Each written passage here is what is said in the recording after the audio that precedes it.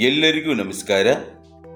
ಈ ವಿಡಿಯೋದಲ್ಲಿ 10ನೇ ತರಗತಿಯ ಸಮಾಜ ವಿಜ್ಞಾನ ವಿಷಯದಲ್ಲಿ ಬರುವ ಇತಿಹಾಸ ವಿಭಾಗದ ಅಧ್ಯಾಯ ಸಾಮಾಜಿಕ ಮತ್ತು ಧಾರ್ಮಿಕ ಸುಧಾರಣಾ ಚಳುವಳಿಗಳು. ಸಾಮಾಜಿಕ ಮತ್ತು ಧಾರ್ಮಿಕ ಸುಧಾರಣಾ ಚಳುವಳಿಗಳು ಈ ಅಧ್ಯಾಯದಲ್ಲಿ ಬರುವ ಪ್ರಮುಖ ಅಂಶಗಳನ್ನು ವಿಶ್ಲೇಷಣೆ ಮಾಡೋಣ. ವಿಶೇಷವಾಗಿ ಸ್ಪರ್ಧಾತ್ಮಕ ಪರೀಕ್ಷೆಯ ತಳಹದಿಯ ಮೇಲೆ ಈ ಅಧ್ಯಾಯದಲ್ಲಿ ಬರುವ ಪ್ರಮುಖ ಅಂಶಗಳನ್ನು ವಿಶ್ಲೇಷಣೆಯನ್ನು ನೋಡೋಣ. ಸಾಮಾಜಿಕ ಮತ್ತು ಧಾರ್ಮಿಕ ಸುಧಾರಣಾ ಚಳವಳಿಗಳು 19ನೇ ಶತಮಾನವನ್ನು ಭಾರತೀಯ ಪುನರುಜ್ಜೀವನ ಮತ್ತು ಸಮಾಜ ಸುಧಾರಣಾ ಕಾಲವೆಂದು ಕರೆಯಲಾಗಿದೆ. ನೋಡಿ, ಭಾರತ ದೇಶದಲ್ಲಿ 19ನೇ ಶತಮಾನವನ್ನು ಏನಂತ ಕರೆದಿದ್ದಾರೆ ಅಂದರೆ ಭಾರತೀಯ ಪುನರುಜ್ಜೀವನ ಕಾಲ ಅಂತ ಕರೆದಿದ್ದಾರೆ, ಹಾಗೆ ಸಮಾಜ ಸುಧಾರಣಾ ಕಾಲ ಅಂತ ಕರೆದಿದ್ದಾರೆ. ಒಂದು ವಿಷಯ ತಿಳ್ಕೊಳ್ಳಿ, ಇಲ್ಲಿ 19ನೇ ಶತಮಾನ ಅಂತಂದರೆ 1801ರಿಂದ 1900ವರೆಗೆ ಇರ್ತಕ್ಕಂಥ ಇಸ್ವಿಯನ್ನು ಮಧ್ಯದಲ್ಲಿರ್ತಕ್ಕಂಥ ಇಸ್ವಿ ಏನಿದೆ ಅಲ್ವಾ, ಸೊ ಅದು ಯಾವ ಶತಮಾನದಲ್ಲಿ ಬರುತ್ತೆ ಅಂದರೆ 19ನೇ ಶತಮಾನ. ಫಾರ್ ಎಕ್ಸಾಂಪಲ್ಲು, ಇವಾಗ 1828 ಬ್ರಹ್ಮ ಸಮಾಜ ಸ್ಥಾಪನೆ ಆಗಿರೋದು, ಇದು ಇಸ್ವಿ ಎಷ್ಟನೇ ಶತಮಾನ ಅಂದರೆ 19ನೇ ಶತಮಾನದಲ್ಲಿ ಬರುತ್ತೆ. ಹಾಗೆ 1829ರಲ್ಲಿ ಸತಿ ಸಗಮನ ಪದ್ಧತಿಯನ್ನು ನಿಷೇಧ ಮಾಡ್ತಾರೆ. ಸೊ 1829 ಎಷ್ಟನೇ ಶತಮಾನ? ಸೊ 19ನೇ ಶತಮಾನ. ಹೀಗಾಗಿ 1801ರಿಂದ ನೀವು ಅಪ್ ಟು 1900ವರೆಗೂ ಇರ್ತಕ್ಕಂಥ ಇಸ್ವಿ ಎಲ್ಲಿ ಬರುತ್ತೆ ಅಂದರೆ ಅದೆಲ್ಲದು 19ನೇ ಶತಮಾನದಲ್ಲಿ ಬರುತ್ತೆ. ಅದೆಲ್ಲ ಯಾವ ಶತಮಾನ ಅಂದರೆ 19ನೇ ಶತಮಾನ. ಭಾರತ ದೇಶದಲ್ಲಿ 19ನೇ ಶತಮಾನವನ್ನು ಏನಂತ ಕರೆದಿದ್ದಾರೆ ಅಂದರೆ ಭಾರತೀಯ ಪುನರುಜ್ಜೀವನ ಅಂತ ಕರೆದಿದ್ದಾರೆ, ಪುನರುಜ್ಜೀವನ ಕಾಲ ಅಂತ ಕರೀತಾರೆ, ಹಾಗೆ ಸಮಾಜ ಸುಧಾರಣಾ ಕಾಲ ಅಂತ ಕರೆದಿದ್ದಾರೆ. ಪಾಶ್ಚಾತ್ಯ ನಾಗರಿಕತೆಯ ಸಂಪರ್ಕ, ಇದ್ರ ಮೇಲೆ ಒಂದು ಪ್ರಶ್ನೆ ಬರುತ್ತೆ. ಏನು ಬರುತ್ತೆ ಅಂತಂದರೆ 19ನೇ ಶತಮಾನವನ್ನು ಭಾರತೀಯ ಪುನರುಜ್ಜೀವನ ಕಾಲ ಅಂತ ಕರೀತಾರೆ ಅಥವಾ ಸಮಾಜ ಸುಧಾರಣಾ ಕಾಲ ಅಂತ ಕರೀತಾರೆ, ಯಾಕೆ ಅಂತ ಪ್ರಶ್ನೆ ಕೇಳ್ಬೋದು. ಸೊ ಅದಕ್ಕೆ ಉತ್ತರವಾಗಿ ಇವೆಲ್ಲ ಪಾಯಿಂಟ್ಸ್ಗಳು ಬರ್ತಾವೆ. ಇವುಗಳ ಎಕ್ಸ್ಪ್ಲನೇಷನ್ ಇವಾಗ ನಾವು ನೋಡೋಣ.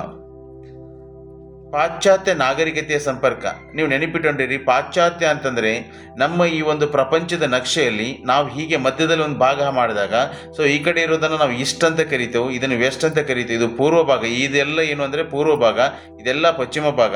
ಸೊ ಅವಾಗ ಏನಾಗುತ್ತೆ ಅಂತಂದರೆ ಈ ಕಡೆ ಇರ್ತಕ್ಕಂಥ ನಾವು ಪೂರ್ವ ಭಾಗವನ್ನು ಏನಂತ ಕರಿತೇವೆ ಅಂದರೆ ಇದನ್ನು ಪೂರ್ವಾತ್ಯ ಅಂತ ಕರಿತೇವೆ, ಇದನ್ನು ಪಾಶ್ಚಿಮಾತ್ಯ ಅಂತ ಕರಿತೇವೆ. ಪ್ರಪಂಚದ ನಕ್ಷೆಯಲ್ಲಿ ಪೂರ್ವಕ್ಕಿರೋ ರಾಷ್ಟ್ರಗಳನ್ನು ಪೂರ್ವಾತ್ಯ ರಾಷ್ಟ್ರಗಳು ಅಂತ ಕರಿತೀವಿ, ಪಶ್ಚಿಮಕ್ಕಿರೋ ರಾಷ್ಟ್ರಗಳನ್ನ ಪಾಶ್ಚಿಮಾತ್ಯ ರಾಷ್ಟ್ರಗಳು ಅಂತ ಕರಿತೀವಿ. ಸೊ ಸಾಮಾನ್ಯವಾಗಿ ಪಾಶ್ಚಿಮಾತ್ಯ ರಾಷ್ಟ್ರ ಅಂದರೆ ಯುರೋಪಿಯನ್ ಕಂಟ್ರೀಸ್ ಬರುತ್ತೆ. ಸೊ ಪಾಶ್ಚಿಮಾತ್ಯ ನಾಗರಿಕತೆಯ ಸಂಪರ್ಕ ಆಯಿತು ಅಂದರೆ ಪಾಶ್ಚಿಮಾತ್ಯ ಇರತಕ್ಕಂಥ ಒಂದಿಷ್ಟು ಸಂಸ್ಕೃತಿ, ನಡೆ, ನುಡಿ, ಆಚಾರ, ವಿಚಾರ ಅದೆಲ್ಲ ಏನಂತಂದರೆ ಭಾರತಕ್ಕೆ ಹರಿದು ಬರುತ್ತೆ. ಇಂಗ್ಲಿಷ್ ವಿದ್ಯಾಭ್ಯಾಸದ ಸೌಲಭ್ಯ, ಸೊ ಬ್ರಿಟಿಷರು ನಮ್ಮ ದೇಶಕ್ಕೆ ಬಂದಿರೋದ್ರಿಂದ ಅವರಿಂದ ನಮ್ಗೆ ಏನು ತಿಳಿಯಿತು ಅಂತಂದರೆ ಸೊ ಇಂಗ್ಲೀಷು ನಮಗೆ ಬಹಳ ಕಲೀಲಿಕ್ಕೆ ಅವಕಾಶ ಸಿಕ್ತು. ಹಾಗಾಗಿ ಇಂಗ್ಲೀಷ್ ಶಿಕ್ಷಣದ ಒಂದು ಪ್ರಭಾವ ಆಯಿತು ಭಾರತೀಯರ ಮೇಲೆ. ಅದರಿಂದ ಏನಾಯಿತು ಅಂದರೆ ಇವರು ಇಂಗ್ಲೀಷನ್ನು ಕಲಿತಾರೆ. ಸೊ ಇಂಗ್ಲೀಷ್ ಕಲಿತ್ಬಿಟ್ಟು ಐರೋಪ್ಯದಲ್ಲಿರ್ತಕ್ಕಂಥ ಗ್ರಂಥಗಳನ್ನು ಓದ್ಬಿಟ್ಟು ಇವರಿಗೆ ಒಂದು ನಾಲೆಜ್ ಬರುತ್ತೆ. ಪ್ರಜಾಪ್ರಭುತ್ವ, ರಾಷ್ಟ್ರೀಯತೆಯ ಪರಿಚಯವಾಯಿತು. ನೋಡಿ, ಪ್ರಜಾಪ್ರಭುತ್ವ ಅವ್ರ ಬಗ್ಗೆ, ಡೆಮೋಕ್ರಸಿ ಬಗ್ಗೆ ತಿಳ್ಕೊಂಡ್ರು ಭಾರತೀಯರು. ರಾಷ್ಟ್ರೀಯತೆ ಬಗ್ಗೆ, ನಾವು ಏನು ನ್ಯಾಷನಲಿಸಮ್ ಹೇಳ್ತೀವಲ್ಲ, ನ್ಯಾಷನಲಿಸಮ್ ಬಗ್ಗೆ ತಿಳ್ಕೊಳ್ತಾರೆ. ರಾಷ್ಟ್ರೀಯತೆ ಬಗ್ಗೆ ಭಾರತೀಯರು ತಿಳ್ಕೊಳ್ತಾರೆ. ವೈಚಾರಿಕತೆಯ ಮನೋಭಾವ ಬೆಳೀತು. ಜನರಲ್ಲಿ ಯಾವುದೇ ಒಂದು ವಿಷಯವನ್ನು ಯಾರೇ ಹೇಳಿದ್ರು ಕೂಡ ಆ ವಿಷಯ ಬಗ್ಗೆ ವಿಚಾರವನ್ನು ಮಾಡ್ತಕ್ಕಂಥ ಒಂದು ವಿಚಾರವಂತರಾಗಲಿಕ್ಕೆ ಸ್ಟಾರ್ಟ್ ಆಗ್ತಾರೆ. ಸುಧಾರಣೆ ಆಸಕ್ತಿ ಬೆಳೀತು. ಭಾರತೀಯರಲ್ಲಿ ಕೂಡ ನಮ್ಮಲ್ಲಿರ್ತಕ್ಕಂಥ ಒಂದಿಷ್ಟು ಮೂಢನಂಬಿಕೆ ಇರ್ಬೋದು, ಕೆಟ್ಟದ್ದೇನಿದೆಲ್ಲ ಅದರಿಂದ ನಾವು ಹೊರಬಂದು ಸುಧಾರಣೆ ಆಗಬೇಕು ಅನ್ನೋ ಒಂದು ಆಸಕ್ತಿ ಅವರಲ್ಲಿ ಬೆಳೀಲಿಕ್ಕೆ ಸ್ಟಾರ್ಟ್ ಆಗುತ್ತೆ. ಬ್ರಿಟಿಷರು ಸುಧಾರಣಾ ಚಳವಳಿಗಳನ್ನು ಬೆಂಬಲಿಸಿದರು. ಏನು ಈ ಸುಧಾರಣಾ ಚಳವಳಿಗಳು ಈ 19ನೇ ಶತಮಾನದಲ್ಲಿ ಭಾರತ ದೇಶದಲ್ಲಿ ನಡೀತಲ್ಲ, ಸೊ ಅವುಗಳನ್ನು ಏನು ಮಾಡ್ತಾರೆ ಅಂದರೆ ಬ್ರಿಟಿಷರು ಬೆಂಬಲಿಸ್ತಾರೆ. ಸುಧಾರಣಾ ಚಳವಳಿಯಲ್ಲಿ ಏನಾಯಿತು ಅಂತಂದರೆ ಈ ಸಮಾಜದಲ್ಲಿರ್ತಕ್ಕಂಥ ಕೆಟ್ಟದ್ದೇನಿದೆಯಲ್ಲ, ಸೊ ಅದನ್ನು ಹೋಗಲಾಡಿಸೋ ಸಲುವಾಗಿ ಸುಧಾರಣಾ ಚಳವಳಿಗಳು ನಡೀತಾವೆ. ಸೊ ಅವುಗಳನ್ನ ಬ್ರಿಟಿಷ್ ಏನು ಮಾಡ್ತಾರೆ, ಬೆಂಬಲವನ್ನು ಕೊಡ್ತಾರೆ ಅವುಗಳಿಗೆ. ಸಮಾಜದ ಹಾನಿಕಾರಕ ಪದ್ಧತಿಗಳನ್ನು ನಿಷೇಧಿಸಲು ಯತ್ನಿಸಿದರು. ಈ ಸಮಾಜದಲ್ಲಿ ಇರ್ತಕ್ಕಂಥ ಹಾನಿಕಾರಕ ಪದ್ಧತಿಗಳು, ಈ ಸಮಾಜದಲ್ಲಿ ಏನು ಹಾನಿಕಾರಕ ಪದ್ಧತಿಗಳು ಅಂತಂದರೆ ಇಟ್ ಮೀನ್ಸು ಸತಿ ಸಗಮನ ಪದ್ಧತಿ ಇರ್ಬೋದು, ಬಾಲ್ಯ ವಿವಾಹ ಇರ್ಬೋದು, ವರದಕ್ಷಿಣೆ ಇರ್ಬೋದು, ಜಾತೀಯತೆ ಇರ್ಬೋದು, ಮಕ್ಕಳ ಮಾರಾಟ ಇರ್ಬೋದು, ಆನಂತರ ಇಂಥ ಇರ್ತಕ್ಕಂಥ ಮೂಢನಂಬಿಕೆ ಏನಿದಲ್ವ, ಸೊ ಪ್ರಾಣಿ ಬಲಿ, ಇವೆಲ್ಲವನ್ನು ಏನು ಮಾಡೋದು ಅಂದರೆ ಈ ಸಮಾಜದಲ್ಲಿರ್ತಕ್ಕಂಥ ಇಂಥ ಕೆಟ್ಟ ಅನಿಷ್ಟ ಪದ್ಧತಿಗಳನ್ನ ಹೋಗಲಾಡಿಸ್ಬೇಕಂತ ತಿಳ್ಕೊಂಡು ಏನು ಮಾಡ್ತಾರೆ, ಪ್ರಯತ್ನವನ್ನು ಪಡ್ತಾರೆ. ಬ್ರಹ್ಮ ಸಮಾಜ, ಸ್ಥಾಪಕರು ರಾಜಾರಾಮ್ ಮೋಹನ್ ರಾಯ್. ರಾಜಾರಾಮ್ ಮೋಹನ್ ರಾಯ್ ಅವರು ಈ ಬ್ರಹ್ಮ ಸಮಾಜವನ್ನು ಸ್ಥಾಪನೆ ಮಾಡ್ತಾರೆ. ಇವರನ್ನು ಭಾರತೀಯ ನವೋದಯದ ಜನಕ ಎನ್ನುವರು. ಈ ರಾಜಾರಾಮ್ ಮೋಹನ್ ರಾಯ್ ಇದಲ್ವಾ, ಈ ರಾಜಾರಾಮ್ ಮೋಹನ್ ರಾಯರನ್ನ ಏನಂತ ಕರೀತಾರೆ ಅಂತಂದರೆ ಭಾರತೀಯ ನವೋದಯದ ಜನಕ ಅಂತ ಕರೀತಾರೆ, ಅಥವಾ ಪುನರುಜ್ಜೀವನದ ಜನಕ ಅಂತ ಕರೀತಾರೆ. ಭಾರತೀಯ ನವೋದಯದ ಜನಕ ಅಂದ್ರೂ ಒಂದೇ, ಭಾರತೀಯ ಪುನರುಜ್ಜೀವನದ ಜನಕ ಅಂದ್ರೂ ಒಂದೇ. ಭಾರತೀಯ ಪುನರುಜ್ಜೀವನದ ಜನಕ ಅಥವಾ ಭಾರತೀಯ ನವೋದಯದ ಜನಕ ಅಂತ ಯಾರನ್ನು ಕರೀತಾರೆ ಅಂತಂದರೆ ರಾಜಾರಾಮ್ ಮೋಹನ್ ರಾಯರನ್ನ ಕರೀತಾರೆ. ಇವರು ಯಾವ ಭಾಷೆಗಳಲ್ಲಿ ಪಾಂಡಿತ್ಯವನ್ನು ಹೊಂದಿದ್ರು ಅಂದರೆ ರಾಜಾರಾಮ್ ಮೋಹನ್ ರಾಯ್ ಅವರು ಸಂಸ್ಕೃತ ಭಾಷೆ, Arabic, Persian, English, French, Greek, Latin ಭಾಷೆಗಳನ್ನು ಬಲ್ಲವರಾಗಿದ್ದರು. ನೋಡಿ, ರಾಜಾರಾಮ್ ಮೋಹನ್ ರಾಯ್ ಅವರು ಯಾವ ಭಾಷೆಯಲ್ಲಿ ಅವರು ಪಾಂಡಿತ್ಯವನ್ನು ಹೊಂದಿದ್ರು ಅಂದರೆ ಅವರಿಗೆ ಸಂಸ್ಕೃತ ಬರ್ತಾ ಇತ್ತು, ಹಾಗೆ Arabic, Persian, English, French, Greek, Latin ಈ ಎಲ್ಲ ಭಾಷೆಗಳಲ್ಲಿ ಅವರು ಪಾಂಡಿತ್ಯವನ್ನು ಹೊಂದಿದ್ರು. ಯಾರು? ರಾಜಾರಾಮ್ ಮೋಹನ್ ರಾಯ್ ಅವರು.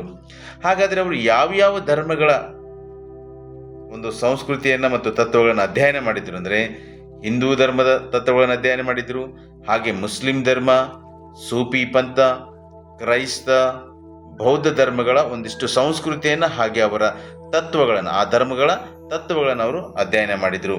ನೋಡಿ, ಹಿಂದೂ ಧರ್ಮದ ಸಂಸ್ಕೃತಿ ಮತ್ತು ತತ್ವಗಳನ್ನು ಅಧ್ಯಯನ ಮಾಡಿದರು, ಹಾಗೆ ಮುಸ್ಲಿಂ ಧರ್ಮದ ಸಂಸ್ಕೃತಿ ಮತ್ತು ತತ್ವಗಳನ್ನು ಅಧ್ಯಯನ ಮಾಡಿದರು, ಹಾಗೆ ಸೂಫಿ, ಕ್ರೈಸ್ತ, ಬೌದ್ಧ ಧರ್ಮಗಳ ಸಂಸ್ಕೃತಿ ಹಾಗೆ ತತ್ವಗಳನ್ನು ಅವರು ಅಧ್ಯಯನ ಮಾಡಿದರು. ಮೂರ್ತಿ ಪೂಜೆಯನ್ನು ಪ್ರಶ್ನಿಸಿದರು. ರಾಜಾರಾಮ್ ಮೋಹನ್ ರಾಯ್ ಅವರು ಮೂರ್ತಿ ಪೂಜೆಯನ್ನು ಪ್ರಶ್ನಿಸ್ತಾರೆ. ಆಧುನಿಕ ವಿಜ್ಞಾನ ಮತ್ತು ಇಂಗ್ಲಿಷ್ ಶಿಕ್ಷಣ ಪ್ರತಿಪಾದಿಸಿದರು. ಅಂದರೆ ಭಾರತೀಯರಿಗೆ ಆಧುನಿಕ ವಿಜ್ಞಾನದ ಬಗ್ಗೆ ಮಾಹಿತಿಯನ್ನು ಕೊಡಬೇಕು, ಅಂದರೆ ಶಿಕ್ಷಣ ಕೊಡಬೇಕು, ಹಾಗೆ ಶಿಕ್ಷಣ ಇಂಗ್ಲಿಷ್ ಮಾಧ್ಯಮ ಅಂದರೆ ಇಂಗ್ಲಿಷ್ ಶಿಕ್ಷಣವನ್ನು ಕೊಡಬೇಕು ಅಂತ ತಿಳ್ಕೊಂಡು ಅವರು ಪ್ರತಿಪಾದಿಸ್ತಾರೆ. ಯಾಕೆ ಇಂಗ್ಲಿಷ್ ಶಿಕ್ಷಣ ಅಂತ ಹೇಳ್ತಾರೆ ಅಂದರೆ ಇಂಗ್ಲೀಷನ್ನು ನಾವು ಕಲಿತ್ರೆ ನಾವೇನು ಮಾಡ್ಬೋದು ಅಂದರೆ ಭಾರತೀಯರು ನಮ್ಮಲ್ಲಿರ್ತಕ್ಕಂಥ ಭಾವನೆಗಳನ್ನ ಹಂಚ್ಕೊಳ್ಬೋದು, ಆಗ ಎಲ್ಲರೂ ಒಗ್ಗಟ್ಟಾಗಿ ಬ್ರಿಟಿಷರ ವಿರುದ್ಧ ನಾವು ಹೋರಾಟ ಮಾಡ್ಬೋದು ಅನ್ನೋದು ದೂರದೃಷ್ಟಿ ಒಂದು ಇವರಿಗಿತ್ತು. ಸ್ತ್ರೀ ಶೋಷಣೆ ವಿರೋಧಿಸಿದರು. ಸ್ತ್ರೀಯರ ಮೇಲೆ ಆಗ್ತಕ್ಕಂಥ ಈ ಶೋಷಣೆಯನ್ನು ಅವರು ವಿರೋಧಿಸ್ತಾರೆ, ಸ್ತ್ರೀ ಶೋಷಣೆಯನ್ನು ವಿರೋಧಿಸ್ತಾರೆ. ಸತಿ ಪದ್ಧತಿ, ಬಾಲ್ಯ ವಿವಾಹಗಳನ್ನು ವಿರೋಧಿಸಿದರು. ನೋಡಿ, ಸತಿ ಪದ್ಧತಿ ಅಂತಂದರೆ ಗಂಡ ಮರಣವನ್ನು ಹೊಂದಿದಾಗ ಹೆಂಡತಿಯು ಕೂಡ ಚಿತೆಯಲ್ಲಿ ಹಾರಿ ಮರಣವನ್ನು ಹೊಂದೋದನ್ನು ಸತಿ ಪದ್ಧತಿ ಅಂತ ಕರೀತವು. ಈ ಸತಿ ಪದ್ಧತಿಯನ್ನು 1829ರಲ್ಲಿ ಲಾರ್ಡ್ ವಿಲಿಯಂ ಬೆಂಟಿಕ್ ಅವರು ನಿಷೇಧ ಮಾಡ್ತಾರೆ. ಭಾರತ ದೇಶದಲ್ಲಿ ಸತಿ ಪದ್ಧತಿಯನ್ನು ಯಾವಾಗ ನಿಷೇಧ ಮಾಡ್ತಾರೆ ಅಂದರೆ 1829ರಲ್ಲಿ ನಿಷೇಧ ಮಾಡ್ತಾರೆ. ಯಾರು ನಿಷೇಧ ಮಾಡ್ತಾರೆ ಅಂದರೆ ಆಗಿನ governor general lord William Bentinck ಅವರು ನಿಷೇಧ ಮಾಡ್ತಾರೆ. ಲಾರ್ಡ್ ವಿಲಿಯಂ ಬೆಂಟಿಕ್ ಈ ಸತಿ ಸಹಗಮನ ಪದ್ಧತಿಯನ್ನು 1829ರಲ್ಲಿ ನಿಷೇಧ ಮಾಡ್ತಾರೆ. ಅದಕ್ಕೆ ಬೆಂಬಲ ಸೂಚಿಸಿದವರು ಯಾರು ಅಂತಂದರೆ ರಾಜಾರಾಮ್ ಮೋಹನ್ ರಾಯ್ ಅವರು. ಇವರು ಕೂಡ ಶಿಫಾರಸು ಮಾಡಿರ್ತಾರೆ ಅವರಿಗೆ. ಲಾರ್ಡ್ ವಿಲಿಯಂ ಬೆಂಟಿಕ್ ಅವ್ರಿಗೆ ಹೇಳ್ತಾರೆ, ನಮ್ಮ ದೇಶದಲ್ಲಿರ್ತಕ್ಕಂಥ ಈ ಸತಿ ಸಹಗಮನ ಪದ್ಧತಿ ನಿಷೇಧ ಮಾಡ್ರಿ ಅಂತ ಹೇಳ್ತಾರೆ. ಅವರು 1829ರಲ್ಲಿ ಏನು ನಿಷೇಧ ಮಾಡ್ತಾರಲ್ಲ ಅದಕ್ಕೆ ಸಪೋರ್ಟನ್ನು ಕೂಡ ಇವರು ಕೊಡ್ತಾರೆ. ನೆಕ್ಸ್ಟ್ ಬಾಲ್ಯ ವಿವಾಹ. ಈ ಸದ್ಯ ಭಾರತ ದೇಶದಲ್ಲಿ ಈ ಮೊದಲು 18 ವರ್ಷ ಇತ್ತು ಮಹಿಳೆಯರ ಒಂದು ಮದುವೆ ವಯಸ್ಸು, ಇವಾಗ ಇತ್ತೀಚೆಗೆ 21 ವರ್ಷ ಮಾಡಿದ್ದಾರೆ. ಅಂದರೆ 21 ವರ್ಷಕ್ಕಿಂತ ಕಡಿಮೆ ವಯಸ್ಸಿನವರು ಮದುವೆ ಆದರೆ ಅದನ್ನೇನಂತ ಕರಿತೇನೋ ಬಾಲ್ಯ ವಿವಾಹ ಅಂತ ಕರಿತು. ಸೊ ಅದನ್ನು ಕೂಡ ಅವರು ವಿರೋಧಿಸಿದರು. ಅಂದರೆ ಸತಿ ಸಹಗಮನ ಪದ್ಧತಿ, ಬಾಲ್ಯ ವಿವಾಹಗಳನ್ನು ಇವರು ವಿರೋಧಿಸಿದರು. ಲಾರ್ಡ್ ವಿಲಿಯಂ ಬೆಂಟಿಕರ ಸತಿ ಸಹಗಮನ ಪದ್ಧತಿ ನಿಷೇಧ ಕಾಯ್ದೆಯನ್ನು ಬೆಂಬಲಿಸಿದರು. ನೋಡಿ, ನಾವು ಈಗಾಗಲೇ ನೋಡಿದೆವು ಭಾರತ ದೇಶದಲ್ಲಿ ಸತಿ ಸಹಗಮನ ಪದ್ಧತಿ ನಿಷೇಧ ಮಾಡಿದವರು ಯಾರು ಅಂದರೆ ಆ ಕಾಯ್ದೆಯನ್ನು ಜಾರಿಗೆ ತಂದವರು ಯಾರು? ಲಾರ್ಡ್ ವಿಲಿಯಂ ಬೆಂಟಿಕ್ ಅವರು. ಯಾವಾಗ ಜಾರಿಗೆ ತರ್ತಾರೆ ಅಂದರೆ 1829ರಲ್ಲಿ ಲಾರ್ಡ್ ವಿಲಿಯಂ ಬೆಂಟಿಕ್ ಅವರು ಈ ಸತಿ ಸಹಗಮನ ಪದ್ಧತಿಯನ್ನು ನಿಷೇಧ ಕಾಯ್ದೆಯನ್ನು ಜಾರಿಗೆ ತರ್ತಾರೆ. ಇದಕ್ಕೆ ಸಪೋರ್ಟ್ ಕೊಟ್ಟವರು ಯಾರು ಅಂದರೆ ರಾಜಾರಾಮ್ ಮೋಹನ್ ರಾಯ್. ಪತ್ರಿಕೆಗಳ ಮೂಲಕ ವೈಚಾರಿಕತೆಯನ್ನು ಬೆಳೆಸಿದರು. ಜನರಲ್ಲಿ ಪತ್ರಿಕೆಗಳ ಮೂಲಕ ವೈಚಾರಿಕತೆಯನ್ನು ಬೆಳೆಸ್ತಾರೆ ರಾಜಾರಾಮ್ ಮೋಹನ್ ರಾಯ್ ಅವರು. ಸಂವಾದ ಕೌಮುದಿ ಪತ್ರಿಕೆಯನ್ನು ಆರಂಭಿಸಿದರು. ರಾಜಾರಾಮ್ ಮೋಹನ್ ರಾಯ್ ಅವರು ಯಾವ ಪತ್ರಿಕೆಯನ್ನು ಆರಂಭಿಸ್ತಾರೆ ಅಂದರೆ ಸಂವಾದ ಕೌಮುದಿ ಅನ್ನೋ ಪತ್ರಿಕೆಯನ್ನು ಆರಂಭಿಸ್ತಾರೆ. ಅದು ಯಾವ ಭಾಷೆಯಲ್ಲಿತ್ತು ಅಂತಂದರೆ ಬಂಗಾಳಿ ಭಾಷೆಯಲ್ಲಿ ಅವರು ಪ್ರಾರಂಭಿಸ್ತಾರೆ. ಹಿಂದೂ ಧರ್ಮದ ಆಚಾರ ವಿಚಾರಗಳ ಸುಧಾರಣೆ.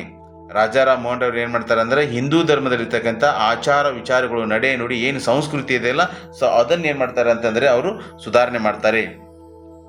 ವಿಗ್ರಹ ಆರಾಧನೆ ಮತ್ತು ಬಹುದೇವತಾ ಆರಾಧನೆ ವಿರೋಧ. ರಾಜಾರಾಮ್ ಮೋಹನ್ ರಾಯರವರು ವಿಗ್ರಹ ಆರಾಧನೆಯನ್ನು ವಿರೋಧಿಸ್ತಾರೆ, ಹಾಗೆ ಬಹುದೇವತಾ ಆರಾಧನೆಯನ್ನು ಅವರು ವಿರೋಧಿಸ್ತಾರೆ. ಏಕದೇವತಾ ಆರಾಧನೆ ಅಂದರೆ ಒಬ್ಬರೇ ದೇವರನ್ನು ನಾವು ಪೂಜಿಸಬೇಕಂತ ತಿಳ್ಕೊಂಡು ರಾಜಾರಾಮ್ರವರು ಹೇಳ್ತಾರೆ. ರಾಜಾರಾಮ್ ಮೋಹನ್ ರಾಯರವರು ಒಬ್ಬರೇ ದೇವರನ್ನ ಪೂಜಿಸಬೇಕು ಅಂತ ಹೇಳ್ತಾರೆ. ಯಜ್ಞ ಯಾಗಾದಿಗಳ ವಿರೋಧ. ಇವಾಗ ನಾವು ಏನಾದರೂ ಪೂಜೆ ಪುನಸ್ಕಾರಗಳನ್ನಾಗಲಿ ಹೋಮ ಹವನಗಳನ್ನು ಮಾಡ್ತಾ ಇರ್ತವಲ್ಲ, ಸೊ ಆ ಹೋಮ ಹವನಗಳನ್ನು ಅಂದರೆ ಯಜ್ಞ ಯಾಗಾದಿಗಳನ್ನು ಅವರು ವಿರೋಧಿಸ್ತಾರೆ, ಅದನ್ನೆಲ್ಲ ಮಾಡಬಾರ್ದು ಅನ್ನೋದನ್ನು ಹೇಳ್ತಾರೆ. ಇಲ್ಲೊಂದು ಅಂಶ ನೋಡಿ, ಇಂಗ್ಲೀಷ್ ಶಿಕ್ಷಣ. ರಾಜಾರಾಮ್ ಮೋಹನ್ ರಾಯರು ಇಂಗ್ಲೀಷ್ ಶಿಕ್ಷಣ ಜಾರಿಗೆ ತರಬೇಕು ಅಂದರು. ಅಂದರೆ ಬ್ರಿಟಿಷರು ಯಾವಾಗ ಇಂಗ್ಲೀಷ್ ಶಿಕ್ಷಣವನ್ನು ಭಾರತ ದೇಶದಲ್ಲಿ ಜಾರಿಗೆ ತರಬೇಕು ಅಂತ ಯೋಚಿಸಿದಾಗ ಅದಕ್ಕೆ ಸಪೋರ್ಟ್ ಕೊಟ್ಟವರು ಯಾರು ಅಂತಂದ್ರೆ ರಾಜಾರಾಮ್ ಮೋಹನ್ ರಾಯರವರು. ಹಾಗಾದರೆ ಇಂಗ್ಲೀಷ್ ಶಿಕ್ಷಣ ಜಾರಿಗೆ ತಂದರೆ ಏನಾಗುತ್ತೆ, ಏನಾಯಿತು ಅನ್ನೋದನ್ನು ನೋಡಿ. ಇಂಗ್ಲೀಷ್ ಶಿಕ್ಷಣ ಪಾಶ್ಚಾತ್ಯ ರಾಜಕೀಯ ಚಿಂತನೆ ತಿಳಿಯಿತು. ನಾವು ಯಾವಾಗ ಇಂಗ್ಲೀಷನ್ನು ಕಲಿತೇವೋ ಆಗ ಯುರೋಪ್ ದೇಶದಲ್ಲಿರ್ತಕ್ಕಂಥ ಗ್ರಂಥಗಳನ್ನು ಓದಿದಾಗ ಅಲ್ಲಿರ್ತಕ್ಕಂಥ ರಾಜಕೀಯ ಚಿಂತನೆಗಳು ನಮಗೆ ತಿಳಿಯಿತು. ನೆಕ್ಸ್ಟು ಭಾರತೀಯರಲ್ಲಿ ರಾಷ್ಟ್ರೀಯ ಪ್ರಜ್ಞೆ ಜಾಗೃತವಾಯಿತು. ನೋಡಿ, ಆ ಪುಸ್ತಕವನ್ನು ಓದಿರೋದ್ರಿಂದ ನಮ್ಮಲ್ಲಿ ಏನು ಬಂತು ಅಂದರೆ ರಾಷ್ಟ್ರೀಯ ಪ್ರಜ್ಞೆ ಬೆಳೀತು. ಭಾರತೀಯರಲ್ಲಿ ನಾವು ಸ್ವತಂತ್ರ ಆಗಬೇಕು ಅನ್ನೋ ಒಂದು ಭಾವನೆ ಬಂತು. ಹಾಗೆ ಯುರೋಪ್ ಖಂಡದಲ್ಲಿರ್ತಕ್ಕಂಥ ರಾಜಕೀಯ ಚಿಂತನೆಗಳು ನಮಗೆ ತಿಳಿತಾ ಹೋಯಿತು. ಯುವ ಬಂಗಾಳಿ ಚಳವಳಿ. 19ನೇ ಶತಮಾನದಲ್ಲಿ ಕಲ್ಕತ್ತಾ ಹೊಸ ಆಲೋಚನೆಗಳ ಕೇಂದ್ರವಾಗಿತ್ತು. ಈ ಕೋಲ್ಕತ್ತಾ ನಗರ ಇದೆಯಲ್ವಾ, ಇದು 19ನೇ ಶತಮಾನದಲ್ಲಿ ಒಂದಿಷ್ಟು ಹೊಸ ಆಲೋಚನೆಗಳ ಒಂದು ಕೇಂದ್ರವಾಗಿತ್ತು. ಹೆನ್ರಿ ವಿವಿಯನ್ ಡಿರೇಜಿಯೋ ಇವರು 1809ರಲ್ಲಿ ಜನಿಸ್ತಾರೆ, 1831ರಲ್ಲಿ ಮರಣ ಹೊಂದ್ತಾರೆ. ಕೇವಲ ಇವರು 22 ವರ್ಷ ಬದುಕಿದ್ದಾರೆ. ಹೆನ್ರಿ ವಿವಿಯನ್ ಡಿರೇಜಿಯೋ ಅವರು ಕೇವಲ 22 ವರ್ಷ ಬದುಕ್ತಾರೆ. ಯುವ ಬಂಗಾಳಿ ಚಳವಳಿ ಪ್ರಾರಂಭಿಸಿದರು. ಇವರು ಯುವ ಬಂಗಾಳಿ ಚಳವಳಿಯನ್ನು ಪ್ರಾರಂಭಿಸ್ತಾರೆ. ಇವರ ತಂದೆ ಪೋರ್ಚುಗೀಸ್, ಇವರ ತಾಯಿ ಭಾರತೀಯ. ನೋಡಿ, ಹೆನ್ರಿ ವಿವಿಯನ್ ಡಿರೇಜಿಯವರ ತಂದೆ ಪೋರ್ಚುಗಲ್ ದೇಶದವರು, ತಾಯಿ ಭಾರತದ ದೇಶದವಳು. ಹೀಗಾಗಿ ಇವರು ಏನಾಗ್ತಾರೆ ಅಂದರೆ ಆಂಗ್ಲೋ ಇಂಡಿಯನ್ ಆಗ್ತಾರೆ. ಹೀಗಾಗಿ ಇವರೊಬ್ಬರು ಆಂಗ್ಲೋ ಇಂಡಿಯನ್. ಕೋಲ್ಕತ್ತಾ ಹಿಂದೂ ಕಾಲೇಜಿನಲ್ಲಿ ಅಧ್ಯಾಪಕರಾಗಿ ಸೇವೆ ಸಲ್ಲಿಸಿದರು. ಇವರು ಕೋಲ್ಕತ್ತಾ ಹಿಂದೂ ಕಾಲೇಜಿನಲ್ಲಿ ಒಬ್ಬ ಅಧ್ಯಾಪಕರಾಗಿ ಸೇವೆಯನ್ನು ಸಲ್ಲಿಸ್ತಾರೆ. ಅನೇಕ ವಿದ್ಯಾರ್ಥಿಗಳು ಅವರ ಅನುಯಾಯಿಗಳಾದರು. ಅಂದರೆ ಇವರ ಬೋಧನೆಯನ್ನು ನೋಡಿಬಿಟ್ಟು, ಅಧ್ಯಾಪಕರಾಗಿದ್ದಾಗ ಇವರ ಬೋಧನೆಯನ್ನು ನೋಡಿಬಿಟ್ಟು ಇವರ ಅನುಯಾಯಿಗಳಾಗ್ತಾರೆ. ಅನೇಕ ವಿದ್ಯಾರ್ಥಿಗಳು ಇವರ ಅನುಯಾಯಿಗಳಾಗ್ತಾರೆ, ಹಿಂಬಾಲಕರಾಗ್ತಾರೆ. ವೈಜ್ಞಾನಿಕ ಆಲೋಚನೆ ಬೆಳೆಸಿದರು. ಜನರಲ್ಲಿ ಇವರು ಏನು ಮಾಡ್ತಾರೆ ಅಂದ್ರೆ ವೈಜ್ಞಾನಿಕ ಆಲೋಚನೆಗಳನ್ನು ಬೆಳೆಸ್ತಾರೆ. ವೈಜ್ಞಾನಿಕ ಪಠ್ಯಗಳನ್ನು ತಂದರು. ಇವರು ಸಿಲೆಬಸ್ಸಲ್ಲಿ ಏನು ಮಾಡಿದ್ದಾರೆ, ಅತಿ ಹೆಚ್ಚು ವೈಜ್ಞಾನಿಕತೆಯನ್ನು ತೊಗೊಂಡ್ಬರ್ತಾರೆ, ವೈಜ್ಞಾನಿಕ ಪಠ್ಯವನ್ನು ತೊಗೊಂಡ್ಬರ್ತಾರೆ ಸಿಲೆಬಸ್ಸನ್ನು.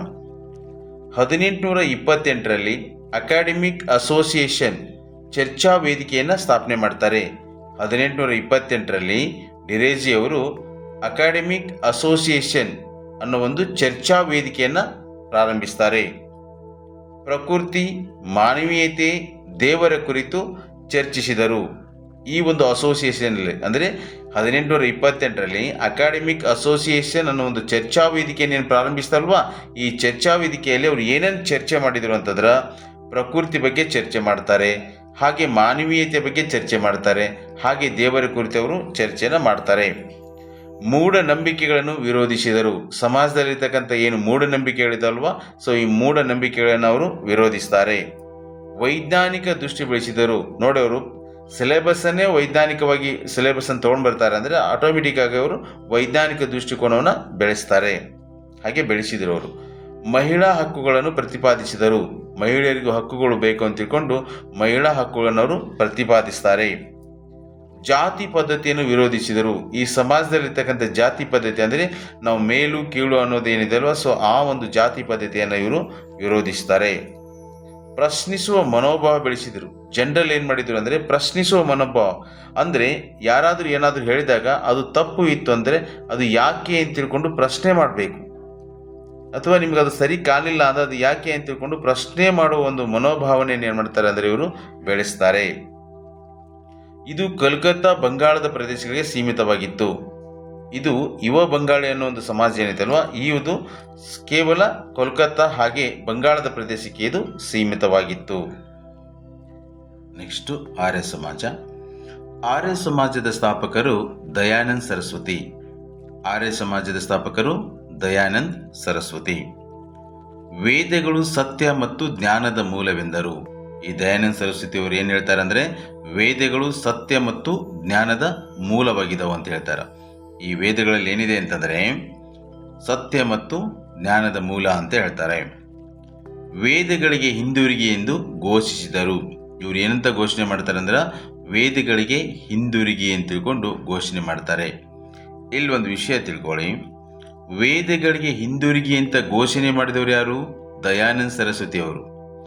ದಯಾನಂದ ಸರಸ್ವತಿ ಅವರು ವೇದಗಳಿಗೆ ಹಿಂದಿರುಗಿ ಅಂತ ತಿಳ್ಕೊಂಡು ಯಾಕೆ ಘೋಷಿಸಿದರು ಅಂದರೆ, ವೇದಗಳು ಸತ್ಯ ಮತ್ತು ಜ್ಞಾನದ ಮೂಲವಾಗಿದ್ದವು. ನೋಡಿ, ವೇದಗಳಿಗೆ ಹಿಂದಿರುಗಿ ಅಂತ ಘೋಷಣೆ ಮಾಡಿದವರು ದಯಾನಂದ ಸರಸ್ವತಿಯವರು. ದಯಾನಂದ ಸರಸ್ವತಿಯವರು ವೇದಗಳಿಗೆ ಹಿಂದಿರುಗಿ ಅಥವಾ ವೇದಗಳಿಗೆ ಮರಳಿ ಅಂತ ಘೋಷಣೆ ಯಾಕೆ ಮಾಡಿದರು ಅಂದರೆ, ವೇದಗಳು ಸತ್ಯ ಮತ್ತು ಜ್ಞಾನದ ಮೂಲ. ಇದು ಉತ್ತರವಾಗಿರುತ್ತೆ. ವೇದಗಳು ಸತ್ಯ ಮತ್ತು ಜ್ಞಾನದ ಮೂಲ ಅಂತ ಹೇಳಬೇಕು. ವಿಗ್ರಹ ಆರಾಧನೆ, ಜಾತಿ ಪದ್ಧತಿಗಳನ್ನು ಖಂಡಿಸಿದರು. ಇವರು ಕೂಡ ಏನು ಮಾಡ್ತಾರೆ? ವಿಗ್ರಹ ಆರಾಧನೆಯನ್ನು ಖಂಡಿಸ್ತಾರೆ. ಹಾಗೆ ಸಮಾಜದಲ್ಲಿರ್ತಕ್ಕಂಥ ಜಾತಿ ಪದ್ಧತಿಯನ್ನು ಖಂಡಿಸ್ತಾರೆ. ಜಾತಿಯು ಯೋಗ್ಯತೆಯಿಂದ ಹೊರತು ಹುಟ್ಟಿನಿಂದಲ್ಲ ಅಂತ ಹೇಳ್ತಾರೆ. ಜಾತಿ ಹೇಗಿರ್ಬೇಕಂದ್ರೆ ನಮ್ಮ ಯೋಗ್ಯತೆಯಿಂದ ಬರಬೇಕು. ಜಾತಿ ಹುಟ್ಟಿನಿಂದ ಬರಬಾರ್ದು. ಜಾತಿ ಹುಟ್ಟಿನಿಂದ ಬರಬಾರ್ದು, ಯೋಗ್ಯತೆಯಿಂದ ಸಮಾಜದಲ್ಲಿ ಗುರುತಿಸಲ್ಪಡಬೇಕು ಅಂತ ಹೇಳ್ತಾರೆ. ಅರ್ಥಹೀನ ಪದ್ಧತಿಗಳನ್ನು ತಿರಸ್ಕರಿಸಿದರು. ಈ ಸಮಾಜದಲ್ಲಿರ್ತಕ್ಕಂಥ ಅರ್ಥಹೀನ ಪದ್ಧತಿಗಳೇನಿದಾವಲ್ವ, ಆ ಪದ್ಧತಿಗಳನ್ನು ಅವರು ತಿರಸ್ಕಾರ ಮಾಡ್ತಾರೆ. ಫಾರ್ ಎಕ್ಸಾಂಪಲು, ಜಾತಿ ಪದ್ಧತಿ ಇರ್ಬೋದು, ಸತಿ ಸಗಮನ ಪದ್ಧತಿ ಇರ್ಬೋದು, ಪರದಾ ಪದ್ಧತಿ ಇರ್ಬೋದು, ದೇವದಾಸಿ ಪದ್ಧತಿ ಇರ್ಬೋದು, ಬಾಲ್ಯ ವಿವಾಹ ಇರ್ಬೋದು.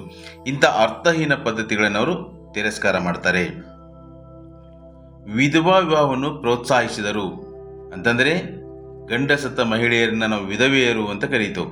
ಅಂಥ ವಿಧವೆಯರನ್ನ ಏನು ಮಾಡ್ಬೇಕಂದ್ರೆ ಮತ್ತೆ ಮರಳಿ ಮದುವೆ ಆಗಲಿಕ್ಕೆ ಅವಕಾಶ ಕೊಡಬೇಕಂತ ತಿಳ್ಕೊಂಡು ಅವರು ವಿಧವಾ ಮರು ವಿವಾಹ ಅಥವಾ ವಿಧವಾ ವಿವಾಹವನ್ನು ಅವರು ಪ್ರೋತ್ಸಾಹಿಸ್ತಾರೆ. ಸ್ವದೇಶಿ ವಸ್ತುಗಳ ಬಳಕೆಗೆ ಕರೆ ನೀಡಿದರು. ಅವರು ಭಾರತೀಯರಲ್ಲಿ ಏನೇ ಮಾಡಿಸ್ತಾರೆ ಅಂದರೆ, ಸ್ವದೇಶಿ ವಸ್ತುಗಳನ್ನು ಬಳಕೆ ಮಾಡಬೇಕಂತ ತಿಳ್ಕೊಂಡು ಕರೆಯನ್ನು ನೀಡ್ತಾರೆ. ಸತ್ಯಾರ್ಥ ಪ್ರಕಾಶ ಕೃತಿ ರಚಿಸಿದರು. ಅವರು ರಚನೆ ಮಾಡಿರ್ತಕ್ಕಂಥ ಕೃತಿ ಯಾವುದಂದ್ರೆ ಸತ್ಯಾರ್ಥ ಪ್ರಕಾಶ. ಸಂವಾದ ಕೌಮುದಿ ಅನ್ನೋ ಪತ್ರಿಕೆಯನ್ನು ರಾಜಾರಾಮ್ ಮೋಹನ್ ರಾಯರು ಪ್ರಾರಂಭಿಸ್ತಾರೆ. ಹಾಗೆ ಆರ್ಯ ಸಮಾಜದ ಸ್ಥಾಪಕರಾಗಿರ್ತಕ್ಕಂಥ ದಯಾನಂದ ಸರಸ್ವತಿ ಅವರು ಸತ್ಯಾರ್ಥ ಪ್ರಕಾಶ ಎನ್ನುವ ಒಂದು ಕೃತಿಯನ್ನು ಬರೀತಾರೆ. ಹಾಗೆ ಅವರು ಸುದ್ದಿ ಚಳುವಳಿಯನ್ನು ಆರಂಭಿಸ್ತಾರೆ. ಏನಿದು ಸುದ್ದಿ ಚಳುವಳಿ ಆರಂಭ ಅಂತಂದರೆ, ಯಾರು ಹಿಂದೂ ಧರ್ಮದಿಂದ ನೋಡಿ, ಯಾರು ಹಿಂದೂ ಧರ್ಮದಿಂದ ಬೇರೆ ಧರ್ಮಕ್ಕೆ ಹೋಗಿರ್ತಾರೆ. ಸೊ ಇಸ್ಲಾಂ ಧರ್ಮಕ್ಕೆ ಹೋಗಿರ್ಬೋದು, ಜೈನ ಧರ್ಮಕ್ಕೆ ಹೋಗಿರ್ಬೋದು, ಬೌದ್ಧ ಧರ್ಮಕ್ಕೆ ಹೋಗಿರ್ಬೋದು, ಕ್ರೈಸ್ತ ಧರ್ಮಕ್ಕೆ ಹೋಗಿರ್ಬೋದು, ಸಿಖ್ ಧರ್ಮಕ್ಕೆ ಹೋಗಿರ್ಬೋದು, ಜೊರಾಸ್ಟ್ರಿಯನ್ ಆಗಿರ್ಬೋದು. ಸೊ ಹೀಗೆ ಯಾರು ಹಿಂದೂ ಧರ್ಮದಿಂದ ಬೇರೆ ಧರ್ಮಗಳಿಗೆ ಹೋಗಿರ್ತಾರೆ, ಮತ್ತೆ ಅವ್ರನ್ನ ಸುದ್ದಿಯನ್ನಾಗಿ ಮಾಡಿ ಮತ್ತೆ ವಾಪಸ್ ಏನು ಮಾಡೋದಂದರೆ ಮಾತೃಧರ್ಮ ಅಂದರೆ ಹಿಂದೂ ಧರ್ಮಕ್ಕೆ ವಾಪಸ್ ಕರೆಸ್ಕೊಳ್ಳೋದು. ಸೊ ಅದನ್ನೇನಂತ ಕರೀತಾರೆ? ಸುದ್ದಿ ಚಳುವಳಿ ಅಂತ ಕರೀತಾರೆ. ನೋಡಿ, ಯಾರು ಹಿಂದೂ ಧರ್ಮದಿಂದ ಬೇರೆ ಧರ್ಮಕ್ಕೆ ಹೋಗಿರ್ತಾರೆ, ಸೊ ಹಿಂದೂ ಧರ್ಮದಿಂದ ಬೇರೆ ಧರ್ಮಕ್ಕೆ ಯಾರು ಹೋಗಿರ್ತಾರಲ್ಲ, ಸೊ ಅವ್ರನ್ನ ಏನು ಮಾಡೋದು, ಮತ್ತೆ ಮರಳಿ ಹಿಂದೂ ಧರ್ಮಕ್ಕೆ ಕರೆಸ್ಕೊಳ್ಳೋದನ್ನೇ ನಾವು ಏನಂತ ಕರಿತೇವೆ ಅಂದರೆ ಸುದ್ದಿ ಚಳುವಳಿ ಅಂತ ಕರಿತೇವೆ. ಈ ಸುದ್ದಿ ಚಳುವಳಿಯನ್ನು ಪ್ರಾರಂಭಿಸಿದವರೇ ಯಾರು ಅಂತಂದ್ರೆ ದಯಾನಂದ ಸರಸ್ವತಿ ಅವರು. ಬೋಧನೆಗಳು ಸ್ವಾತಂತ್ರ್ಯ ಹೋರಾಟಕ್ಕೆ ಪ್ರೇರಣೆ. ಇವರ ಬೋಧನೆಗಳೇನಿದೆ ಅಂದರೆ ದಯಾನಂದ ಸರಸ್ವತಿ ಅವರು ಏನು ಬೋಧಿಸಿದಲ್ವೋ ಆ ಬೋಧನೆಗಳು ಸ್ವತಂತ್ರ ಹೋರಾಟಕ್ಕೆ ಬಹಳ ಪ್ರೇರಣೆಯನ್ನು ನೀಡ್ತಾವು. ಇವರು ಭಾರತೀಯ ಸಂಸ್ಕೃತಿಯ ಅಭಿಮಾನಿ. ಇವರು ಭಾರತೀಯ ಸಂಸ್ಕೃತಿಯ ಒಂದು ಅಭಿಮಾನಿಯಾಗಿದ್ದರು. ಸಂಸ್ಕೃತಿ ಅಂದರೆ ಭಾರತ ದೇಶದಲ್ಲಿ ನಡೆ ನುಡಿ ಆಚಾರ ವಿಚಾರಗಳನ್ನು ಅವರು ಬಹಳ ಗೌರವಿಸ್ತಾ ಇದ್ದರು. ಸ್ವಾಭಿಮಾನ ಮತ್ತು ಸ್ವಾವಲಂಬನೆ ಮೂಡಿಸಿದರು. ಜನರಲ್ಲಿ ಸ್ವಾಭಿಮಾನವನ್ನು ಮೂಡಿಸ್ತಾರೆ, ಹಾಗೆ ಸ್ವಾವಲಂಬನೆಯನ್ನು ಮೂಡಿಸಿದರು. ಭಾರತೀಯರಿಗೆ ಭಾರತ ಎಂದು ಘೋಷಿಸಿದರು. ಇವರು ಏನಂತ ಘೋಷಣೆ ಮಾಡಿದ್ರು ಅಂದರೆ ಭಾರತೀಯರಿಗೆ ಭಾರತ ಅಂತ ಘೋಷಣೆ ಮಾಡಿದವರು ಯಾರು ಅಂದರೆ ದಯಾನಂದ ಸರಸ್ವತಿಯವರು. ನೋಡಿ, ಇವರ ನಾಲೆಜ್ ಬೇಸ್ ಕ್ವಶನ್ಸ್ ಎಲ್ಲೆಲ್ಲಿ ಬರುತ್ತೆ ಅಂದರೆ ಇಲ್ಲಿ ಬರುತ್ತೆ. ಆರ್ಯ ಸಮಾಜದ ಸ್ಥಾಪಕರು ಯಾರು? ದಯಾನಂದ ಸರಸ್ವತಿ. ವೇದಗಳಿಗೆ ಹಿಂದಿರುಗಿ ಅಂತ ಹೇಳ್ತಾರೆ ಇವರು. ಅಂದರೆ ಈ ವೇದಗಳಿಗೆ ಹಿಂದಿರುಗಿ ಅಂತ ಘೋಷಣೆ ಯಾರು ಮಾಡಿದರು ಅಂದರೆ ದಯಾನಂದ ಸರಸ್ವತಿಯವರು. ವೇದಗಳಿಗೆ ಹಿಂದಿರುಗಿ ಅಂತ ಮಾಡಿದವರು ಯಾರು? ದಯಾನಂದ ಸರಸ್ವತಿಯವರು. ದಯಾನಂದ ಸರಸ್ವತಿಯವರು ವೇದಗಳಿಗೆ ಹಿಂದಿರುಗಿ ಅನ್ನೋ ಘೋಷಣೆ ಏಕೆ ಮಾಡಿದರು ಅಂದರೆ, ವೇದಗಳು ಸತ್ಯ ಮತ್ತು ಜ್ಞಾನದ ಮೂಲ. ಅದರ ಸಲುವಾಗಿ ಅವ್ರು ಏನು ಮಾಡ್ತಾರೆ ಅಂದ್ರೆ, ವೇದಗಳು ಸತ್ಯ ಮತ್ತು ಜ್ಞಾನದ ಮೂಲ. ಹೀಗಾಗಿ ದಯಾನಂದ ಸರಸ್ವತಿಯವರು ವೇದಗಳಿಗೆ ಹಿಂದಿರುಗಿ ಅಂತ ಹೇಳ್ತಾರೆ. ನೆಕ್ಸ್ಟ್ ನಾಲೆಜ್ ಬೇಸ್ಡ್ ಕ್ವಶನ್ ಬರೋದಿಲ್ಲಿ. ಸತ್ಯಾರ್ಥ ಪ್ರಕಾಶ್ ಕೃತಿಯನ್ನು ಬರೆದವರು ಯಾರು? ಆನಂತರ ಅವರು ಪ್ರಾರಂಭಿಸಿರುವ ಚಳುವಳಿ ಸಮಾಜ ಯಾವುದಂದ್ರೆ ಆರ್ಯ ಸಮಾಜ. ಸುದ್ದಿ ಚಳುವಳಿಯನ್ನು ಯಾರು ಪ್ರಾರಂಭಿಸಿದರು? ದಯಾನಂದ ಸರಸ್ವತಿ. ಅಥವಾ ದಯಾನಂದ ಸರಸ್ವತಿ ಅವರು ಪ್ರಾರಂಭಿಸಿದ ಚಳುವಳಿ ಯಾವುದಂದ್ರೆ ಸುದ್ದಿ ಚಳುವಳಿ. ಆನಂತರ ಭಾರತೀಯರಿಗೆ ಭಾರತ ಎಂದು ಘೋಷಣೆ ಮಾಡಿದವರು ಯಾರಂದ್ರೆ ದಯಾನಂದ ಸರಸ್ವತಿ. ಭಾರತೀಯರಿಗೆ ಭಾರತ ಅಂತ ಘೋಷಣೆ ಮಾಡಿದವರು ದಯಾನಂದ ಸರಸ್ವತಿ. ಇಲ್ಲಿ ಕಾಂಪಿಟೇಟಿವ್ ಎಕ್ಸಾಮ್ ಮಾಡ್ತಕ್ಕಂಥ ವಿದ್ಯಾರ್ಥಿಗಳು ಈ ಪಾಯಿಂಟ್ಗಳನ್ನ ಭಾಳ ಲಕ್ಷ ಕೊಟ್ಟು ತಿಳ್ಕೊಬೇಕು. ಇವುಗಳ ಮೇಲೆ ಉಳಿದ ಪಾಯಿಂಟ್ಸ್ ಬರೋದಿಲ್ಲ ಅಂತ ಅನ್ಕೊಳಿಕ್ಕೆ ಹೋಗ್ಬಿಡಿ. ಅಪ್ಲೈಡ್ ಕ್ವಶನ್ ತೆಗಿಬೇಕಾದ್ರೆ ಈ ಉಳಿದ ಪಾಯಿಂಟ್ಗಳು ಭಾಳ ಹೆಲ್ಪಿಗೆ ಬರುತ್ತೆ. ಸರಿ, ಓಕೆ, ನೆಕ್ಸ್ಟ್ ಹೋಗೋಣ. ಪ್ರಾರ್ಥನಾ ಸಮಾಜ. ನೆಕ್ಸ್ಟು ಪ್ರಾರ್ಥನಾ ಸಮಾಜ.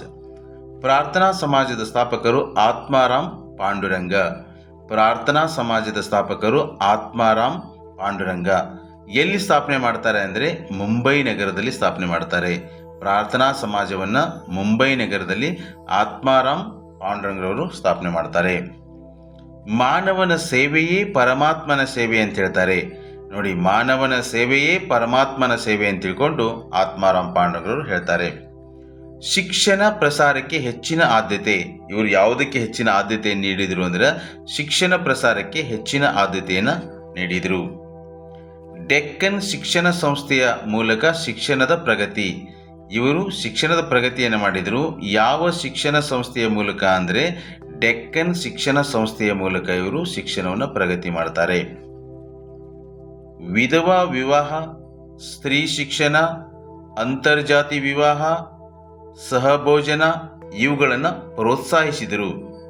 ಆತ್ಮಾರಾಮ್ ಪಾಂಡುರಂಗರವರು ಏನನ್ನು ಪ್ರೋತ್ಸಾಹ ಮಾಡಿದರು ಅಂತಂದರೆ ಅವರು ವಿಧವಾ ವಿವಾಹವನ್ನು ಪ್ರೋತ್ಸಾಹಿಸ್ತಾರೆ. ಅಂದರೆ ವಿಧವೆಯರಿಗೆ ಮರಳಿ ಮದುವೆ ಆಗ್ತಲ್ವ, ಸೊ ಅದನ್ನು ಪ್ರೋತ್ಸಾಹಿಸ್ತಾರೆ. ವಿಧವಾ ವಿವಾಹವನ್ನು ಪ್ರೋತ್ಸಾಹಿಸಿದರು. ಸ್ತ್ರೀ ಶಿಕ್ಷಣವನ್ನು ಪ್ರೋತ್ಸಾಹಿಸಿದರು. ಸ್ತ್ರೀಯರಿಗೂ ಕೂಡ ಶಿಕ್ಷಣ ಸಿಗಬೇಕಂತ ತಿಳ್ಕೊಂಡವರು ಪ್ರೋತ್ಸಾಹಿಸ್ತಾರೆ. ಅಂತರ್ಜಾತಿ ವಿವಾಹವನ್ನು ಪ್ರೋತ್ಸಾಹಿಸಿದರು. ಅಂದರೆ ಬೇರೆ ಬೇರೆ ಜಾತಿಗೆ ಸಂಬಂಧಿಸಿದ ಹುಡುಗ ಇರ್ಬೋದು ಹುಡುಗಿ ಇರ್ಬೋದು, ಅವರು ಒಪ್ಪಿಗೆ ಆದರೆ ಅವರು ಮದುವೆ ಆಗಲಿ ಅಂತ ತಿಳ್ಕೊಂಡು ಅಂತರ್ಜಾತಿ ವಿವಾಹವನ್ನು ಇವರು ಪ್ರೋತ್ಸಾಹಿಸಿದರು. ಸಹಭೋಜನವನ್ನು ಪ್ರೋತ್ಸಾಹಿಸಿದರು. ಅಂತಂದರೆ ಎಲ್ಲ ಜಾತಿ ಎಲ್ಲ ಮತ ವರ್ಗದವರು ಕೂಡ ಒಂದೇ ಪಂಕ್ತಿಯಲ್ಲಿ ಕುಳಿತುಕೊಂಡು ಊಟ ಮಾಡೋದನ್ನು ಕೂಡ ಇವರು ಪ್ರೋತ್ಸಾಹಿಸಿದರು. ಸರ್ವ ಧರ್ಮಗಳನ್ನು ಗೌರವಿಸಬೇಕು ಅಂತ ಹೇಳ್ತಾರೆ.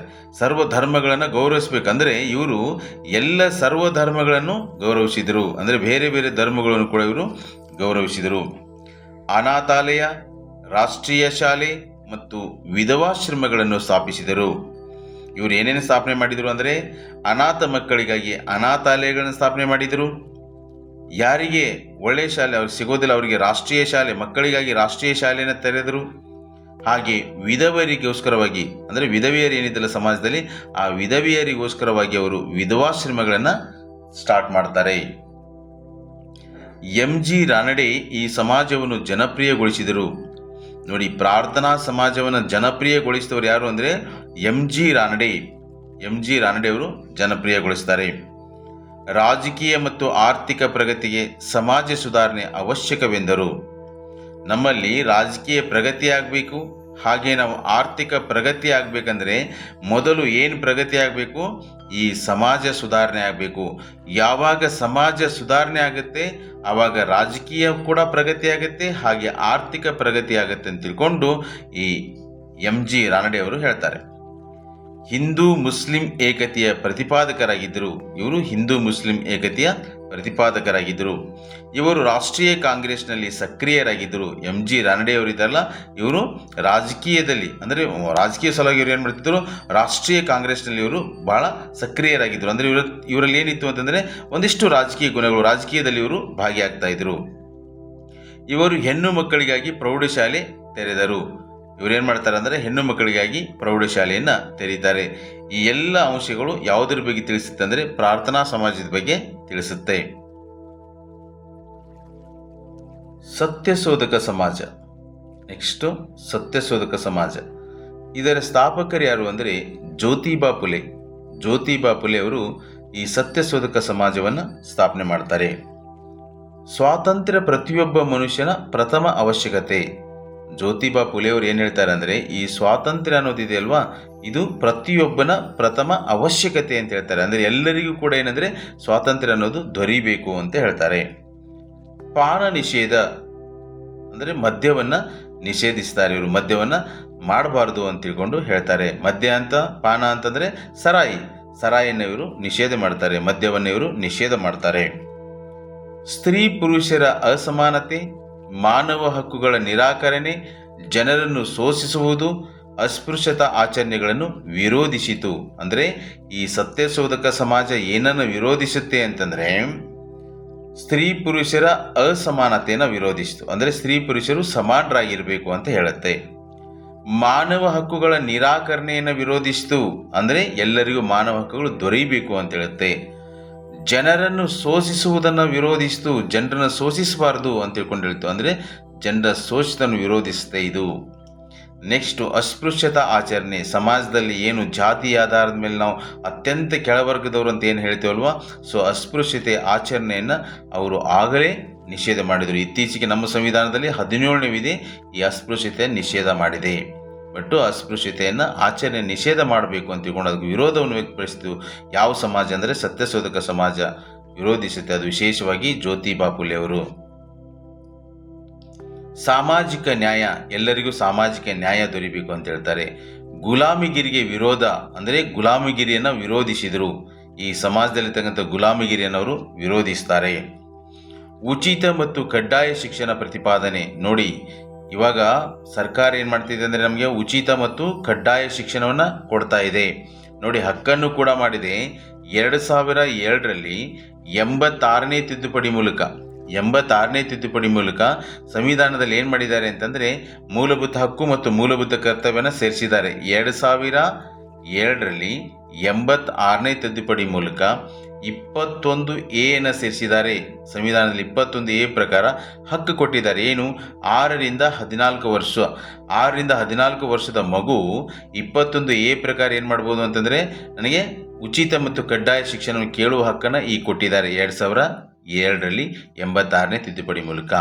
ಹಾಗೆ ಇದನ್ನು ಏನು ಮಾಡಿದ್ದಾರೆ ಅಂದರೆ 51K ಅಂತ ತಿಳ್ಕೊಂಡು ಒಂದು ಕರ್ತವ್ಯವನ್ನು ಸೇರಿಸಿದ್ದಾರೆ. ಇಲ್ಲೂ ಕೂಡ 6ರಿಂದ 14 ವರ್ಷದ ಮಕ್ಕಳಿಗೆ ಪಾಲಕರು ಅಥವಾ ಅವರ ತಂದೆ ತಾಯಿಗಳು ಕಡ್ಡಾಯವಾಗಿ ಏನು ಮಾಡಬೇಕಂದ್ರೆ ಶಿಕ್ಷಣವನ್ನು ಕೊಡಿಸಬೇಕು. ಇದು ಕರ್ತವ್ಯ, ಇದು ಹಕ್ಕು.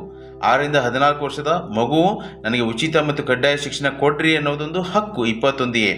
ಅದೇ 51K ಏನು ಹೇಳುತ್ತೆ, 6ರಿಂದ 14 ವರ್ಷದ ಮಕ್ಕಳಿದ್ದರೆ ಅವ್ರದ್ದು ಯಾರು ತಂದೆ ತಾಯಿ ಇರ್ತಾರೆ ಅಥವಾ ಗಾರ್ಡಿಯನ್ ಅಂದರೆ ಪಾಲಕರು ಏನಿರ್ತಾರಲ್ಲ ಅವರು ಶಿಕ್ಷಣವನ್ನು ಕೊಡಿಸ್ಬೇಕು ಅನ್ನೋದು ಅವ್ರದ್ದು ಕರ್ತವ್ಯ ಮಾಡಿದ್ದಾರೆ.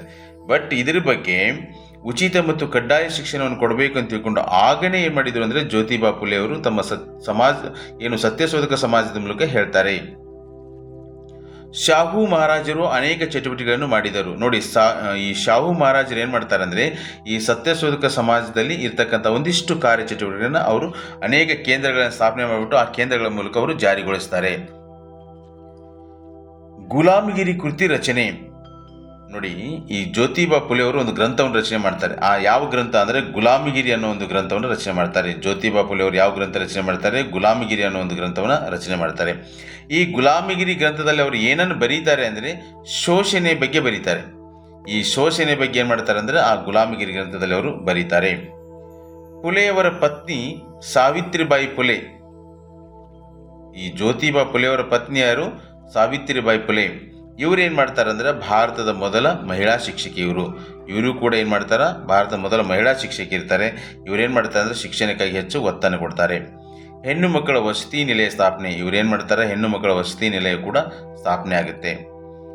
ಪ್ರೇರಣೆ ಬಾಬಾ ಸಾಹೇಬ್ ಅಂಬೇಡ್ಕರ್. ನೋಡಿ, ಒಂದು ಪ್ರಶ್ನೆ, ಸತ್ಯಶೋಧಕ ಸಮಾಜದಿಂದ ಪ್ರೇರಿತವಾದ ಮಹಾನ್ ವ್ಯಕ್ತಿ ಯಾರು ಭಾರತ ದೇಶದಲ್ಲಿ ಅಂದರೆ ಬಾಬಾ ಸಾಹೇಬ್ ಅಂಬೇಡ್ಕರ್. ಈ ಬಾಬಾ ಸಾಹೇಬ್ ಅಂಬೇಡ್ಕರ್ ಅವರು ಈ ಸತ್ಯಶೋಧಕ ಸಮಾಜದಿಂದ ಪ್ರೇರಣೆ ಆಗ್ತಾರೆ. ಇಲ್ಲಿ ನಾಲೆಜ್ ಬೇಸ್ಡ್ ಕ್ವಶನ್ಸ್ ಏನು ಬರುತ್ತೆ ಅಂತಂದರೆ ಸತ್ಯಶೋಧಕ ಸಮಾಜ ಸ್ಥಾಪಕರು ಯಾರು? ಜ್ಯೋತಿಬಾ ಫುಲೆ. ಜ್ಯೋತಿಬಾ ಫುಲೆ ಅವರು ಯಾವ ಗ್ರಂಥವನ್ನು ಬರೀತಾರೆ? ಅಥವಾ ಗುಲಾಮಗಿರಿ ಗ್ರಂಥವನ್ನು ಬರೆದವರು ಯಾರು? ಜ್ಯೋತಿಬಾ ಫುಲೆ. ಗುಲಾಮಗಿರಿ ಗ್ರಂಥದಲ್ಲಿ ಯಾವುದರ ಬಗ್ಗೆ ಬರೆದಿದ್ದಾರೆ? ಶೋಷಣೆ ಬಗ್ಗೆ ಬರೆದಿದ್ದಾರೆ. ಶಾಹು ಮಹಾರಾಜರು ಯಾವ ಸಮಾಜದ ಕಾರ್ಯಚಟುವಟಿಕೆಯನ್ನು ಮಾಡ್ತಾರೆ ಅಂತಂದರೆ ಅವರು ಸತ್ಯಶೋಧಕ ಸಮಾಜ. ಹಾಗೆ ಭಾರತದ ಮೊದಲ ಮಹಿಳಾ ಶಿಕ್ಷಕಿ ಯಾರು?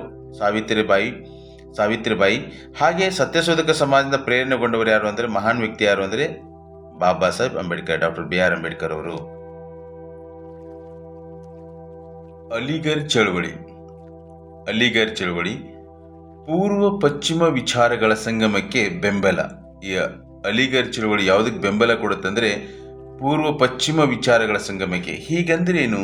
ಪೂರ್ವ ಅಂದರೆ ಪೂರ್ವ ದೇಶಗಳ ಅಂದರೆ ಪೂರ್ವಾತ್ಯ ದೇಶಗಳ ವಿಚಾರಗಳು, ಹಾಗೆ ಪಾಶ್ಚಿಮಾತ್ಯ ದೇಶಗಳ ವಿಚಾರಗಳು. ಪೂರ್ವಾತ್ಯ ವಿಚಾರಗಳಂದರೆ ಪೂರ್ವ ರಾಷ್ಟ್ರಗಳ ವಿಚಾರಗಳು, ಪಾಶ್ಚಿಮಾತ್ಯ ರಾಷ್ಟ್ರಗಳ ವಿಚಾರಗಳು, ಇವುಗಳ ಒಂದು ಸಂಗಮಕ್ಕೆ ಇವರು ಬೆಂಬಲವನ್ನು ಕೊಡ್ತಾರೆ. ಈ ಚಳುವಳಿಯ ನಾಯಕರು ಸರ್ ಸೈಯದ್ ಅಹ್ಮದ್ ಖಾನ್. ಈ ಅಲಿಗರ್ ಚಳುವಳಿಯ ನಾಯಕರು ಯಾರು ಅಂದರೆ ಸರ್ ಸೈಯದ್ ಅಹ್ಮದ್ ಖಾನ್. ಮುಸ್ಲಿಮರಿಗೆ ಆಧುನಿಕ ಶಿಕ್ಷಣ ನೀಡುವುದು ಈ ಚಳುವಳಿಯ ಉದ್ದೇಶಗಳಲ್ಲಿ ಒಂದೇನೆಂದರೆ ಮುಸ್ಲಿಮರಿಗೆ ಆಧುನಿಕ ಶಿಕ್ಷಣವನ್ನು ನೀಡುವುದು. ಅಲಿಗರ್ನಲ್ಲಿ ಆಂಗ್ಲೋ ಓರಿಯೆಂಟ್ ಕಾಲೇಜು ಪ್ರಾರಂಭ. ಸರ್ ಸೈಯದ್ ಅಹ್ಮದ್ ಖಾನ್ ಏನು ಮಾಡ್ತಾರೆ ಅಂದರೆ, ಸರ್ ಸೈಯದ್ ಅಹ್ಮದ್ ಖಾನರು ಈ ಅಲಿಗರ್ನಲ್ಲಿ ಆಂಗ್ಲೋ ಓರಿಯೆಂಟ್ ಕಾಲೇಜನ್ನು ಪ್ರಾರಂಭಿಸ್ತಾರೆ. ಇದೇ ಮುಂದೆ ಏನಾಗುತ್ತೆ ಅಂತಂದರೆ ಅಲಿಗರ್ ಮುಸ್ಲಿಂ ವಿಶ್ವವಿದ್ಯಾನಿಲಯ ಆಗುತ್ತೆ. ಈ ಅಲಿಗರ್ನಲ್ಲಿ ಆಂಗ್ಲೋ ಓರಿಯೆಂಟ್ ಕಾಲೇಜನ್ನು ಸರ್ ಸೈಯದ್ ಅಹ್ಮದ್ ಖಾನ್ ಸ್ಥಾಪನೆ ಮಾಡ್ತಾರೆ. ಇದೇ ಮುಂದೆ ಏನಾಗುತ್ತೆ ಅಂದರೆ ಅಲಿಗರ್ ಮುಸ್ಲಿಂ ವಿಶ್ವವಿದ್ಯಾನಿಲಯ ಆಗುತ್ತೆ. ಪಾಶ್ಚಾತ್ಯ ಶಿಕ್ಷಣದೊಂದಿಗೆ ಧಾರ್ಮಿಕ ಶಿಕ್ಷಣ ನೀಡುವುದು. ಈ ಒಂದು ಆಂಗ್ಲೋ ಓರಿಯೆಂಟ್ ಕಾಲೇಜಿನಲ್ಲಿ ಅಂದರೆ ಅಲಿಗರ್ ಮುಸ್ಲಿಂ ವಿಶ್ವವಿದ್ಯಾನಿಲಯದಲ್ಲಿ ಅವರು ಏನೇನು ಕೊಡ್ತಾ ಇದ್ರು ಅಂದರೆ ಪಾಶ್ಚಾತ್ಯ ಶಿಕ್ಷಣ ಅಂತಂದರೆ ನಾವು ಪೂರ್ವಾತ್ಯ ಪಾಶ್ಚಾತ್ಯ ಹೇಳಿದ್ನಲ್ವ, ಹಾಗೆ ಪಾಶ್ಚಾತ್ಯ ಶಿಕ್ಷಣ ಅಂದರೆ ಐರೋಪ್ಯ ಕಂಟ್ರಿಯಲ್ಲಿರ್ತಕ್ಕಂಥ ಐರೋಪ್ಯ ರಾಷ್ಟ್ರದಲ್ಲಿರ್ತಕ್ಕಂಥ ಶಿಕ್ಷಣವನ್ನು ಕೊಡೋದು, ಜೊತೆಗೆ ಧಾರ್ಮಿಕ ಶಿಕ್ಷಣವನ್ನು ಕೂಡ ಕೊಡುವುದು. ಸ್ತ್ರೀಯರ ಶಿಕ್ಷಣಕ್ಕೆ ಬೆಂಬಲ. ಸ್ತ್ರೀ ಶಿಕ್ಷಣ ಬೆಂಬಲಿಸಿದರು. ಇವರು ಸ್ತ್ರೀ ಶಿಕ್ಷಣಕ್ಕೂ ಕೂಡ ಬೆಂಬಲವನ್ನು ಕೊಡ್ತಾರೆ. ಬಹುಪತ್ನಿತ್ವ ಖಂಡಿಸಿದರು. ಇವರು ಬಹುಪತ್ನಿತ್ವವನ್ನು ಏನು ಮಾಡ್ತಾರೆ? ಖಂಡಿಸ್ತಾರೆ. ಹಾಗೆ ವಿಧವಾ ವಿವಾಹ ಬೆಂಬಲಿಸಿದರು. ಇವರು ವಿಧವಾ ವಿವಾಹವನ್ನು ಬೆಂಬಲಿಸ್ತಾರೆ. ರಾಮಕೃಷ್ಣ ಮಿಷನ್ ಸ್ಥಾಪಕರು ಸ್ವಾಮಿ ವಿವೇಕಾನಂದರು ರಾಮಕೃಷ್ಣ ಪರಮಹಂಸರ ಶಿಷ್ಯಂದಿರು. ರಾಮಕೃಷ್ಣ ಪರಮಹಂಸರ ಶಿಷ್ಯರು ಯಾರು? ಸ್ವಾಮಿ ವಿವೇಕಾನಂದರು. ಸ್ವಾಮಿ ವಿವೇಕಾನಂದರ ಗುರುಗಳು ಯಾರು? ರಾಮಕೃಷ್ಣ ಪರಮಹಂಸರು. ಸ್ವಾಮಿ ವಿವೇಕಾನಂದರ ಗುರುಗಳು ರಾಮಕೃಷ್ಣ ಪರಮಹಂಸರು. ಸ್ವಾಮಿ ವಿವೇಕಾನಂದರು 1897ರಲ್ಲಿ ರಾಮಕೃಷ್ಣ ಪರಮಹಂಸರ ತತ್ವಗಳನ್ನು ಅಂದರೆ ದೇವೋದ ಆದರ್ಶಗಳನ್ನು ಅವರ ಆದರ್ಶಗಳನ್ನು ಅವರ ತತ್ವಗಳನ್ನು ಪ್ರಚಾರ ಮಾಡುವ ಸಲುವಾಗಿ ರಾಮಕೃಷ್ಣ ಮಿಷನ್ನ ಸ್ಥಾಪನೆ ಮಾಡ್ತಾರೆ 1897ರಲ್ಲಿ. ಇದರ ಸ್ಥಾಪಕರು ಸ್ವಾಮಿ ವಿವೇಕಾನಂದರು. ರಾಮಕೃಷ್ಣ ಪರಮಹಂಸರು ಬಂಗಾಳದ ದಕ್ಷಿಣೇಶ್ವರದ ಕಾಳಿ ದೇವಾಲಯದ ಅರ್ಚಕರಾಗಿದ್ದರು. ಈ ರಾಮಕೃಷ್ಣ ಪರಮಹಂಸರಿದಾರಲ್ವ, ಇವರು ಅರ್ಚಕರು. ಇವರು ಯಾವ ದೇವಾಲಯದಲ್ಲಿ ಅರ್ಚಕರಾಗಿದ್ದರು? ರಾಮಕೃಷ್ಣ ಪರಮಹಂಸರು ಕಾಳಿ ದೇವಾಲಯದಲ್ಲಿ ಅರ್ಚಕರಾಗಿದ್ದರು. ಕಾಳಿ ದೇವಾಲಯ ಎಲ್ಲದ? ಬಂಗಾಳದ ದಕ್ಷಿಣೇಶ್ವರದಲ್ಲಿದ. ನೋಡಿ, ರಾಮಕೃಷ್ಣ ಪರಮಹಂಸರು ಬಂಗಾಳದ ದಕ್ಷಿಣೇಶ್ವರದಲ್ಲಿರ್ತಕ್ಕಂಥ ಕಾಳಿ ದೇವಾಲಯದಲ್ಲಿ ಅರ್ಚಕರಾಗಿದ್ದರು. ಇವರ ಶಿಷ್ಯಂದಿರೇ ಯಾರು ಅಂದರೆ ಸ್ವಾಮಿ ವಿವೇಕಾನಂದರು. ಸ್ವಾಮಿ ವಿವೇಕಾನಂದರ ಗುರುಗಳೇ ಯಾರು ಅಂದರೆ ರಾಮಕೃಷ್ಣ ಪರಮಹಂಸರು. ಸ್ವಾಮಿ ವಿವೇಕಾನಂದರು 1897ರಲ್ಲಿ ರಾಮಕೃಷ್ಣ ಮಿಷನ್ ಸ್ಥಾಪನೆ ಮಾಡಿದರು. ಯಾಕೆ ಅಂದರೆ ಅವರ ಗುರುಗಳಾಗಿರ್ತಕ್ಕಂಥ ರಾಮಕೃಷ್ಣ ಪರಮಹಂಸರ ತತ್ವಗಳನ್ನು ಪ್ರಚಾರ ಮಾಡಲಿಕ್ಕೆ. ಅವರ ಚಿಂತನೆಯು ಭಾರತೀಯ ಸಂಸ್ಕೃತಿಯ ಆಧಾರವಾಗಿತ್ತು. ಅವರ ಚಿಂತನೆ ಹೇಗಿತ್ತು ಅಂದರೆ ಭಾರತೀಯ ಸಂಸ್ಕೃತಿಯ ಆಧಾರವಾಗಿತ್ತು. ಆಧ್ಯಾತ್ಮಿಕದ ಸಾಕ್ಷಾತ್ಕಾರವು ಮುಖ್ಯವೆಂದರು. ಈ ಆಧ್ಯಾತ್ಮದ ಸಾಕ್ಷಾತ್ಕಾರವು ಬಹಳ ಮುಖ್ಯ ಅಂತ ತಿಳ್ಕೊಂಡು ಹೇಳ್ತಾರೆ. ಅವರು ವಿಗ್ರಹಾರಾಧನೆಯಲ್ಲಿ ನಂಬಿಕೆ ಹೊಂದಿದ್ದರು. ನೋಡಿ, ಇಲ್ಲಿ ಸ್ವಾಮಿ ವಿವೇಕಾನಂದರ ವಿಚಾರಗಳು ಹೇಗೆ ಬರುತ್ತೆ ಅಂತಂದರೆ ಇವರು ವಿಗ್ರಹಾರಾಧನೆಯಲ್ಲಿ ನಂಬಿಕೆಯನ್ನು ಹೊಂದಿದ್ದರು. ನಾವು ಈ ಮೊದಲು ನೋಡಿರ್ತಕ್ಕಂಥ ಅನೇಕ ಸಮಾಜಗಳಲ್ಲಿ ವಿಗ್ರಹಾರಾಧನೆಯನ್ನು ವಿರೋಧಿಸಿರುವುದನ್ನು ನಾವು ನೋಡಿದೆವು. ಬಟ್ ರಾಮಕೃಷ್ಣ ಮಿಷನ್ ಸ್ಥಾಪಕರಾಗಿರ್ತಕ್ಕಂಥ ಸ್ವಾಮಿ ವಿವೇಕಾನಂದರು ಈ ವಿಗ್ರಹಾರಾಧನೆಯನ್ನು ನಂಬ್ತಾರೆ. ನೋಡಿ, ಅವರಿಗೆ ವಿಗ್ರಹಾರಾಧನೆಯಲ್ಲಿ ಏನಿತ್ತು? ನಂಬಿಕೆ ಇತ್ತು. ವಿಗ್ರಹಾರಾಧನೆ ಅವರು ನಂಬ್ತಾರೆ. ಅವರು ನಿಸ್ವಾರ್ಥ ದೈವಭಕ್ತಿಯನ್ನು ಹೊಂದಿದ್ದರು. ಸ್ವಾಮಿ ವಿವೇಕಾನಂದರು ರಾಮಕೃಷ್ಣ ಪರಮಹಂಸರ ಶಿಷ್ಯರಾಗಿದ್ದರು. ನೋಡಿ, ಸ್ವಾಮಿ ವಿವೇಕಾನಂದರು ಯಾರು ಅಂತಂದರೆ ರಾಮಕೃಷ್ಣ ಪರಮಹಂಸರ ಶಿಷ್ಯರು. ಸ್ವಾಮಿ ವಿವೇಕಾನಂದರು ರಾಮಕೃಷ್ಣ ಪರಮಹಂಸರ ದೇವಾದರ್ಶಗಳನ್ನು ಪ್ರಚಾರ ಮಾಡಲು ರಾಮಕೃಷ್ಣ ಮಿಷನ್ ಸ್ಥಾಪಿಸಿದರು. ನೋಡಿ, ಸ್ವಾಮಿ ವಿವೇಕಾನಂದರು ರಾಮಕೃಷ್ಣ ಮಿಷನ್ ಯಾಕೆ ಸ್ಥಾಪನೆ ಮಾಡ್ತಾರೆ? ಅವರ ಗುರುಗಳಾಗಿರ್ತಕ್ಕಂಥ ರಾಮಕೃಷ್ಣ ಪರಮಹಂಸರ ದೇಹಾದರ್ಶಗಳು ಅಂದರೆ ಅವರ ತತ್ವಗಳನ್ನು ಪ್ರಚಾರ ಮಾಡಲು ರಾಮಕೃಷ್ಣ ಮಿಷನ್ ಸ್ಥಾಪನೆ ಮಾಡ್ತಾರೆ. ಯಾವಾಗ ಅಂದರೆ 1897ರಲ್ಲಿ. ಸರ್ವಧರ್ಮ ಸಮನ್ವಯ ತತ್ವ ಪ್ರಚಾರ ಮಾಡುವುದು. ಅವರೇನು ಮಾಡಿದರು ಅಂದರೆ ಸರ್ವಧರ್ಮ ಸಮನ್ವಯ ತತ್ವವನ್ನು ಪ್ರಚಾರ ಮಾಡಿದರು. ಸ್ವಾಮಿ ವಿವೇಕಾನಂದರು ಕ್ರಾಂತಿಕಾರಿ ಸನ್ಯಾಸಿ. ಇವರು ಎಂಥ ಸನ್ಯಾಸಿ ಆಗಿದ್ದರು ಅಂದರೆ ಒಬ್ಬ ಕ್ರಾಂತಿಕಾರಿ ಸನ್ಯಾಸಿ ಆಗಿದ್ದರು. ಅಂದರೆ ಇವರ ಹತ್ರ ಯಾವುದೇ ಕಪಟತನ ಇರಲಿಲ್ಲ. ಇವರು ಕ್ರಾಂತಿಕಾರಿ ಸನ್ಯಾಸಿ ಆಗಿದ್ದರು ಸ್ವಾಮಿ ವಿವೇಕಾನಂದರು. ವ್ಯಕ್ತಿ ಮತ್ತು ವ್ಯಕ್ತಿಯ ಇರುವಿಕೆಗೆ ಮತ್ತು ಸಾಮರ್ಥ್ಯಕ್ಕೆ ಮಹತ್ವ ನೀಡಬಯಸಿದರು. ಇವರೇನು ಮಾಡ್ತಾರೆ ಅಂತಂದರೆ ಯಾವುದಕ್ಕೆ ಮಹತ್ವವನ್ನು ನೀಡ್ತಾರೆ ಅಂದರೆ ವ್ಯಕ್ತಿ ಮತ್ತು ವ್ಯಕ್ತಿಯ ಇರುವಿಕೆಗೆ ಮತ್ತು ಹಾಗೆ ಸಾಮರ್ಥ್ಯಕ್ಕೆ ಏನು ಮಾಡ್ತಾರೆ? ಮಹತ್ವವನ್ನು ನೀಡ್ತಾರೆ. ಮೋಕ್ಷ ಪ್ರಾಪ್ತಿಗಾಗಿ ಪ್ರಾರ್ಥನೆ, ಯೋಗ ಸಾಧನೆಗಳಲ್ಲದೆ ಸಮಾಜ ಸೇವೆಯೂ ಮುಖ್ಯವೆಂದರು. ನಾವು ಮೋಕ್ಷವನ್ನು ಪಡಿಬೇಕು ಅಂತಂದರೆ ಬರೀ ಪ್ರಾರ್ಥನೆ ಹಾಗೆ ಯೋಗ ಸಾಧನೆ ಇವಷ್ಟೇ ಅಲ್ಲ, ಸಮಾಜ ಸೇವೆ ಮಾಡಿದರೂ ಕೂಡ ಏನಾಗುತ್ತೆ ಅಂದರೆ ನಮಗೆ ಮೋಕ್ಷ ಪ್ರಾಪ್ತಿ ಆಗುತ್ತೆ ಅಂತ ಹೇಳಿದರು. ಸೊ ನಾವು ಪ್ರಾರ್ಥನೆ ಮಾಡ್ತೇವೆ ಹಾಗೆ ಯೋಗ ಮಾಡ್ತೇವೆ, ಇವುಗಳಿಂದಷ್ಟೇ ಮೋಕ್ಷ ಪ್ರಾಪ್ತಿ ಆಗೋದ ಅಲ್ಲ, ಇವುಗಳ ಜೊತೆಗೆ ನಾವು ಸಮಾಜ ಸೇವೆಯನ್ನು ಮಾಡಿದರೂ ಕೂಡ ನಮ್ಗೆ ಏನಾಗುತ್ತೆ? ಮೋಕ್ಷ ಪ್ರಾಪ್ತಿ ಆಗುತ್ತೆ. ಇವುಗಳಿಂದ ಮಾತ್ರ ಮೋಕ್ಷ ಪ್ರಾಪ್ತಿ ಆಗೋದಷ್ಟೇ ಅಲ್ಲ, ಈ ಸಮಾಜ ಸೇವೆಯಿಂದಲೂ ಕೂಡ ಮೋಕ್ಷ ಪ್ರಾಪ್ತಿ ಆಗುತ್ತೆ ಅಂತ ಹೇಳ್ತಾರೆ. ಶಿಕ್ಷಣ ಮತ್ತು ಸಮಾಜ ಸೇವೆಯಿಂದ ಸಂಸ್ಕೃತಿ ಬೆಳೆಸಿದರು. ಇವರು ಶಿಕ್ಷಣ ಮತ್ತು ಸಮಾಜ ಸೇವೆಯಿಂದ ಏನನ್ನು ಬೆಳೆಸ್ತಾರೆ? ಈ ಸಂಸ್ಕೃತಿಯನ್ನು ಬೆಳೆಸ್ತಾರೆ. ಸ್ವಾಮಿ ವಿವೇಕಾನಂದರ ಚಿಂತನೆಗಳಿಂದ ಗಾಂಧೀಜಿಯವರು ಪ್ರೇರಣೆಗೊಂಡರು. ನೋಡಿ, ಸ್ವಾಮಿ ವಿವೇಕಾನಂದರ ಚಿಂತನೆಗಳಿಂದ ಯಾರು ಪ್ರೇರಣೆಗೊಂಡರು ಅಂದರೆ ಗಾಂಧೀಜಿಯವರು. ಅಲ್ಲಿ ನಾವು ಹಿಂದೆ ನೋಡಿದೆವು, ಜ್ಯೋತಿಬಾ ಫುಲೆಯವರಿಂದ ಸ್ಥಾಪಿತವಾಗಿರ್ತಕ್ಕಂಥ ಸಮಾಜ ಸತ್ಯಶೋಧಕ ಸಮಾಜ.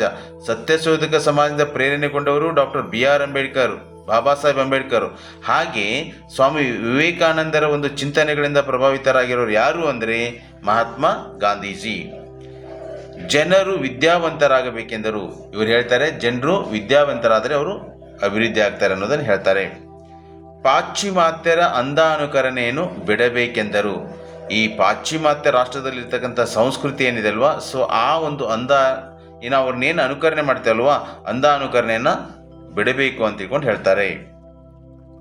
1893ರಲ್ಲಿ ಸ್ವಾಮಿ ವಿವೇಕಾನಂದರು ಚಿಕಾಗೋ ವಿಶ್ವ ಧರ್ಮ ಸಮ್ಮೇಳನದಲ್ಲಿ ಭಾಗವಹಿಸಿದರು. ನೋಡಿ, ಅಮೇರಿಕಾ ದೇಶದ ಚಿಕಾಗೋ ನಗರದಲ್ಲಿ ವಿಶ್ವ ಧರ್ಮ ಸಮ್ಮೇಳನ ನಡೆದಿತ್ತು. ಈ ವಿಶ್ವ ಧರ್ಮ ಸಮ್ಮೇಳನ ಯಾವಾಗ ನಡೆದಿತ್ತು ಅಂದರೆ 1893ರಲ್ಲಿ ನಡೆದಿತ್ತು.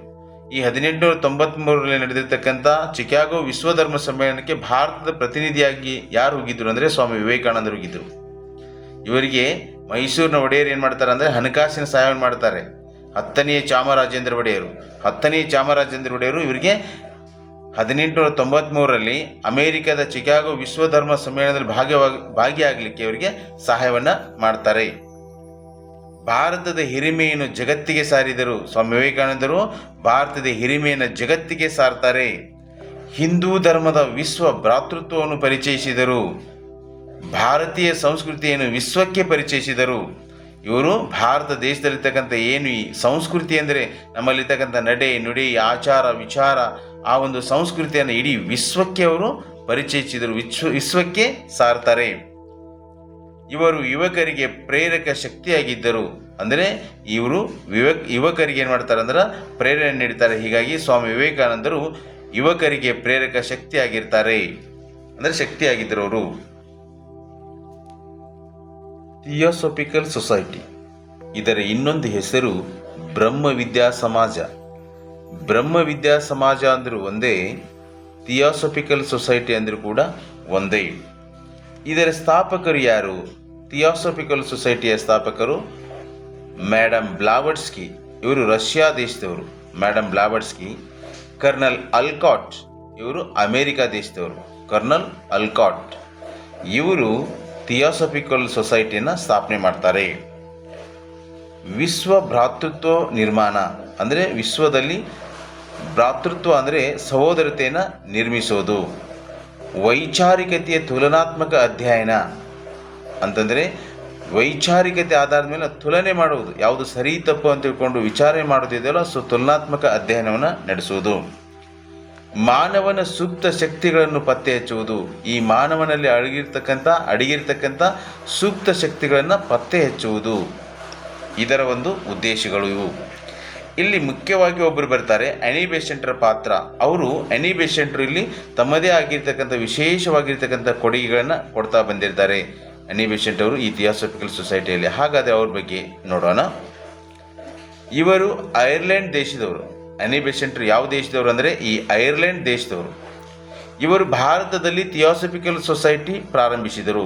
ಫಸ್ಟ್ ಇದು ಅಲ್ಲಿ ಥಿಯಾಸಫಿಕಲ್ ಸೊಸೈಟಿ ಅಲ್ಲಿ ಸ್ಟಾರ್ಟ್ ಆಗುತ್ತೆ, ಬಟ್ ಅಮೆರಿಕದಲ್ಲಿ. ಸೊ ನೆಕ್ಸ್ಟ್ ಅವ್ರು ಏನು ಮಾಡ್ತಾರೆ ಅಂತಂದರೆ ಇಲ್ಲಿ ಸ್ಟಾರ್ಟ್ ಮಾಡ್ತಾರೆ. ಥಿಯಾಸಫಿಕಲ್ ಸೊಸೈಟಿನ ಭಾರತ ದೇಶದಲ್ಲಿ ಬ್ರಾಂಚ್ ಆಗಿ ಸ್ಟಾರ್ಟ್ ಮಾಡ್ತಾರೆ. ಭಾರತೀಯ ಸಂಸ್ಕೃತಿ ಬೆಳೆಸಿದರು. ಅನಿ ಬೆಸೆಂಟ್ರು ಭಾರತೀಯ ಸಂಸ್ಕೃತಿಯನ್ನು ಏನು ಮಾಡ್ತಾರೆ, ಬೆಳೆಸ್ತಾರೆ ಈ ಒಂದು ಸೊಸೈಟಿಯ ಮೂಲಕ. ಸಮಾನತೆ ಮೂಡಿಸಿದರು. ಎಲ್ಲ ಜನರಲ್ಲಿ ಏನು ಮಾಡ್ತಾರೆ, ಸಮಾನತೆಯನ್ನು ಮೂಡಿಸ್ತಾರೆ. ವಿಶ್ವ ಸಹೋದರತೆ ಮೂಡಿಸಿದರು. ವಿಶ್ವ ಸಹೋದರತೆಯನ್ನು ಮೂಡಿಸ್ತಾರೆ. ಸಮಾಜದಲ್ಲಿ ಸಾಮರಸ್ಯ ಮೂಡಿಸಿದರು. ಸಮಾಜದಲ್ಲಿ ಏನು ಮಾಡ್ತಾರೆ, ಸಾಮರಸ್ಯವನ್ನು ಮೂಡಿಸ್ತಾರೆ. ಸ್ವಾತಂತ್ರ್ಯ ಚಳವಳಿಯನ್ನು ಪ್ರೇರೇಪಿಸಿದರು. ಆ ಸಂದರ್ಭದಲ್ಲಿ ಭಾರತವನ್ನು ಬ್ರಿಟಿಷ್ ಆಳ್ವಿಕೆ ಮಾಡ್ತಿದ್ದರು, ಹೀಗಾಗಿ ಸ್ವತಂತ್ರ ಚಳವಳಿಯನ್ನು ಪ್ರೇರೇಪಿಸ್ತಾರೆ. ಇವರು ನ್ಯೂ ಇಂಡಿಯಾ ಮತ್ತು ಕಾಮನ್ವೆಲ್ತ್ ಪತ್ರಿಕೆಗಳನ್ನು ಪ್ರಾರಂಭಿಸಿದರು. ಇವರು ನ್ಯೂ ಇಂಡಿಯಾ ಹಾಗೆ ಕಾಮನ್ವೆಲ್ತ್ ಪತ್ರಿಕೆಯನ್ನು ಪ್ರಾರಂಭಿಸ್ತಾರೆ. ನೋಡಿ, ಯಂಗ್ ಇಂಡಿಯಾ ಅಂದರೆ ಮಹಾತ್ಮ ಗಾಂಧೀಜಿ, ನ್ಯೂ ಇಂಡಿಯಾ ಅಂದರೆ ಅನಿ ಬೆಸೆಂಟ್. ನ್ಯೂ ಇಂಡಿಯಾ ಪತ್ರಿಕೆಯನ್ನು ಅನಿ ಬೆಸೆಂಟ್ ಅವರು ಪ್ರಾರಂಭಿಸ್ತಾರೆ. ಯಂಗ್ ಇಂಡಿಯಾವನ್ನು ಗಾಂಧೀಜಿಯವರು ಪ್ರಾರಂಭಿಸ್ತಾರೆ. ಹಾಗಾದರೆ ಅನಿ ಬೆಸೆಂಟ್ ಅವರು ಪ್ರಾರಂಭಿಸಿರ್ತಕ್ಕಂಥ ಪತ್ರಿಕೆಗಳಂದರೆ ಒಂದು ನ್ಯೂ ಇಂಡಿಯಾ, ಇನ್ನೊಂದು ಕಾಮನ್ವೆಲ್ತ್. ಈ ಪತ್ರಿಕೆಯನ್ನು ಪ್ರಾರಂಭಿಸ್ತಾರೆ. ನ್ಯೂ ಇಂಡಿಯಾ ಹಾಗೆ ಕಾಮನ್ವೆಲ್ತ್ ಅನ್ನೋ ಪತ್ರಿಕೆಯನ್ನು ಪ್ರಾರಂಭಿಸ್ತಾರೆ. 1916ರಲ್ಲಿ ಹೋಮ್ ರೂಲ್ ಚಳವಳಿಯನ್ನು ಪ್ರಾರಂಭಿಸ್ತಾರೆ. ಅನಿ ಬೆಸೆಂಟ್ ಅವರು 1916ರಲ್ಲಿ ಹೋಮ್ ರೂಲ್ ಚಳವಳಿಯನ್ನು ಪ್ರಾರಂಭಿಸ್ತಾರೆ. ಇದು ಸ್ವತಂತ್ರ ಹೋರಾಟಕ್ಕೆ ಬಹಳ ಸ್ಫೂರ್ತಿಯನ್ನು ಕೊಡುತ್ತೆ. 1917ರಲ್ಲಿ ರಾಷ್ಟ್ರೀಯ ಕಾಂಗ್ರೆಸ್ ಅಧಿವೇಶನದ ಅಧ್ಯಕ್ಷರಾಗ್ತಾರೆ. ಭಾರತ ದೇಶದಲ್ಲಿ ಏನು 1885ರಲ್ಲಿ ರಾಷ್ಟ್ರೀಯ ಕಾಂಗ್ರೆಸ್ ಸ್ಥಾಪನೆ ಆಗಿಬಿಟ್ಟು ಅಪ್ ಟು 1917ರವರೆಗೆ ಯಾರೂ ಕೂಡ ಮಹಿಳೆಯರು ರಾಷ್ಟ್ರೀಯ ಕಾಂಗ್ರೆಸ್ ಅಧಿವೇಶನದ ಅಧ್ಯಕ್ಷರಾಗಿರುವುದಿಲ್ಲ. ಮೊದಲ ರಾಷ್ಟ್ರೀಯ ಕಾಂಗ್ರೆಸ್ ಅಧಿವೇಶನದ ಅಧ್ಯಕ್ಷರು ಯಾರು ಅಂತಂದರೆ ಅನಿ ಬೆಸೆಂಟ್ ಅವರು. ಯಾವಾಗ ಆಗ್ತಾರೆ ಅಂದರೆ 1917ರಲ್ಲಿ ಆಗ್ತಾರೆ. ಧರ್ಮ ಪರಿಪಾಲನಾ ಯೋಗಂ 1903. ಸ್ಥಾಪಕರು ಶ್ರೀ ನಾರಾಯಣ ಗುರು. ಇವರ ಒಂದು ಕಾಲಾವಧಿ 1854ರಿಂದ 1928. ಜನ್ಮಸ್ಥಳ ಕೇರಳದ ಚಂಬಳಾಂತಿ ಇವರ ಜನ್ಮಸ್ಥಳ. ಸಮುದಾಯಗಳ ಸಬಲೀಕರಣ ಮಾಡೋದು ಏನು ಇಲ್ಲಿ ಡಾಕ್ಟರ್ ಪಲ್ಲು ಹಾಗೆ ಕುಮಾರನ್ ಆಸನ್ ಅನ್ನೋರು ಏನು ಮಾಡ್ತಾರೆ, ಈ ಚಳುವಳಿಯನ್ನು ಮುನ್ನಡೆಸ್ತಾರೆ. ಧರ್ಮ ಪರಿಪಾಲನಾ ಯೋಗಮನ್ನು ಶ್ರೀ ನಾರಾಯಣ ಗುರು ಅವರು ಸ್ಥಾಪನೆ ಮಾಡ್ತಾರೆ 1903ರಲ್ಲಿ. ಹಾಗೆ ಇವರ ಸಹಚರಾಗಿರ್ತಕ್ಕಂಥ ಡಾಕ್ಟರ್ ಪಲ್ಲು ಮತ್ತು ಕುಮಾರನ್ ಆಸನ್ನರು ಈ ಚಳುವಳಿಯನ್ನು ಏನು ಮಾಡ್ತಾರೆ, ಮುನ್ನಡೆಸ್ಕೊಂಡು ಹೋಗ್ತಾರೆ. ಅವರು ಫಾಲೋವರ್ಸ್ ಆಗಿರ್ತಾರೆ. ಇವರು ದಲಿತರ ಸಾಮಾಜಿಕ ನಿರ್ಬಂಧಗಳು. ದಲಿತರಿಗಾಗಿ ಸಮಾಜದಲ್ಲಿ ಏನು ನಿರ್ಬಂಧಗಳಿದ್ದವು ಸಮಾಜದಲ್ಲಿ ದಲಿತರಿಗೆ? ನೋಡಿ, ಕೆರೆ ಬಾವಿಗಳಿಗೆ ನಿರ್ಬಂಧ. ದಲಿತರು ಕೆರೆಯಲ್ಲಿರೋ ನೀರು, ಬಾವಿಯಲ್ಲಿರೋ ನೀರನ್ನು ಉಪಯೋಗಿಸುವ ಹಾಗಿರಲಿಲ್ಲ, ನಿರ್ಬಂಧ ಇತ್ತು. ಅವರಲ್ಲಿ ಹೋಗುವಾಗಿರಲಿಲ್ಲ. ರಸ್ತೆಗಳ ಮೂಲಕ ಓಡಾಡುವಂತಿರಲಿಲ್ಲ. ದಲಿತರು ರಸ್ತೆಗಳ ಮೂಲಕ ಹೋಗುವಾಗಿಲ್ಲ, ರಸ್ತೆಗಳ ಮೇಲೆ ನಡೆಯುವ ಹಾಗಿಲ್ಲ. ಚಪ್ಪಲಿಗಳನ್ನು ಹಾಕುವಂತಿರಲಿಲ್ಲ. ದಲಿತರು ಚಪ್ಪಲಿಗಳನ್ನು ಹಾಕುವಂತಿರಲಿಲ್ಲ. ದೇವಸ್ಥಾನಕ್ಕೆ ಪ್ರವೇಶಿಸುವಂತಿರಲಿಲ್ಲ. ದಲಿತರಿಗೆ ದೇವಸ್ಥಾನಗಳಲ್ಲಿ ಪ್ರವೇಶ ಇರಲಿಲ್ಲ. ಮಹಿಳೆಯರ ಉಡುಪುಗಳಿಗೆ ನಿರ್ಬಂಧ. ಮಹಿಳೆಯರಿಗೆ ಕೆಲವು ಉಡುಪುಗಳನ್ನು ಅವ್ರಿಗೆ ಹಾಕಲಿಕ್ಕೆ ನಿರ್ಬಂಧ ಇತ್ತು. ಶಾಲೆಗಳಿಗೆ ಪ್ರವೇಶವಿರಲಿಲ್ಲ. ದಲಿತರಿಗೆ ಶಾಲೆಗಳಲ್ಲಿ ಅವರಿಗೆ ಪ್ರವೇಶ ಇರಲಿಲ್ಲ. ದಲಿತರು ಶಾಲೆಗಳಿಗೆ ಹೋಗುವಂತಿರಲಿಲ್ಲ. ಇವೆಲ್ಲವೂ ದಲಿತರ ಮೇಲೆ ಹಾಕ್ತಕ್ಕಂಥ ನಿರ್ಬಂಧಗಳಾಗಿದ್ದವು. ನಾರಾಯಣ ಗುರು ಧರ್ಮ ಪರಿಪಾಲನಾ ಯೋಗಂ ಸಂಘಟನೆಯ ಕೊಡುಗೆಗಳು. ನಾರಾಯಣ ಗುರು ಧರ್ಮ ಪರಿಪಾಲನಾ ಯೋಗಂ ಸಂಘಟನೆ ಕೊಡುಗೆಗಳು ಏನಿದು? ದಲಿತರ ಸಮಸ್ಯೆಗಳನ್ನು ಬಗೆಹರಿಸಲು ಪ್ರಯತ್ನಿಸಿದರು. ಈ ನಾರಾಯಣ ಗುರು ಇದಲ್ಲ, ಇವರು ಈ ಧರ್ಮ ಪರಿಪಾಲನಾ ಯೋಗಂ ಸಂಘಟನೆ ಕಟ್ಕೊಂಡ್ಬಿಟ್ಟು ಒಂದಿಷ್ಟು ಕೊಡುಗೆಗಳನ್ನು ಕೊಡ್ತಾರೆ, ಒಂದಿಷ್ಟು ಸೇವೆಗಳನ್ನು ಮಾಡ್ತಾರೆ. ಏನು ಮಾಡ್ತಾರೆ? ದಲಿತರ ಸಮಸ್ಯೆಗಳನ್ನು ಬಗೆಹರಿಸಲಿಕ್ಕೆ ಅವ್ರು ಏನು ಮಾಡ್ತಾರೆ? ಪ್ರಯತ್ನ ಮಾಡ್ತಾರೆ. ಹಾಗೆ ಮನುಷ್ಯ ಘನತೆಯಿಂದ ಬದುಕಬೇಕು ಅಂತ ಹೇಳ್ತಾರೆ. ಈ ಸಮಾಜ ಎಂಥ ಸಮಾಜ ನಿರ್ಮಾಣ ಆಗಬೇಕಂದ್ರೆ, ಈ ಸಮಾಜದಲ್ಲಿ ಮನುಷ್ಯ ಹೇಗೆ ಬದುಕಬೇಕು ಅಂತಂದರೆ ಅವನು ಘನತೆಯಿಂದ ಬದುಕುವಂಥ ಒಂದು ಸಮಾಜ ನಿರ್ಮಾಣ ಆಗಬೇಕಂತ ತಿಳ್ಕೊಂಡವರು ಹೇಳ್ತಾರೆ. ಮಾನವ ಕುಲಕ್ಕೆ ಒಂದೇ ಜಾತಿ, ಒಂದೇ ಧರ್ಮ ಮತ್ತು ಒಬ್ಬನೇ ದೇವರು ಅಂತ ಹೇಳ್ತಾರೆ. ನಾರಾಯಣ ಗುರು ಏನು ಹೇಳ್ತಾರೆ? ಈ ಮಾನವ ಕುಲ ಇದೆ ಅಲ್ವಾ, ಈ ಮಾನವ ಕುಲಕ್ಕೆ ಒಂದೇ ಜಾತಿ, ಒಂದೇ ಧರ್ಮ, ಒಬ್ಬನೇ ದೇವರು ಅಂತ ಹೇಳ್ತಾರೆ. ಇದನ್ನು ಸಾಧಿಸಲು ಶಿಕ್ಷಣವೇ ಮಾರ್ಗ.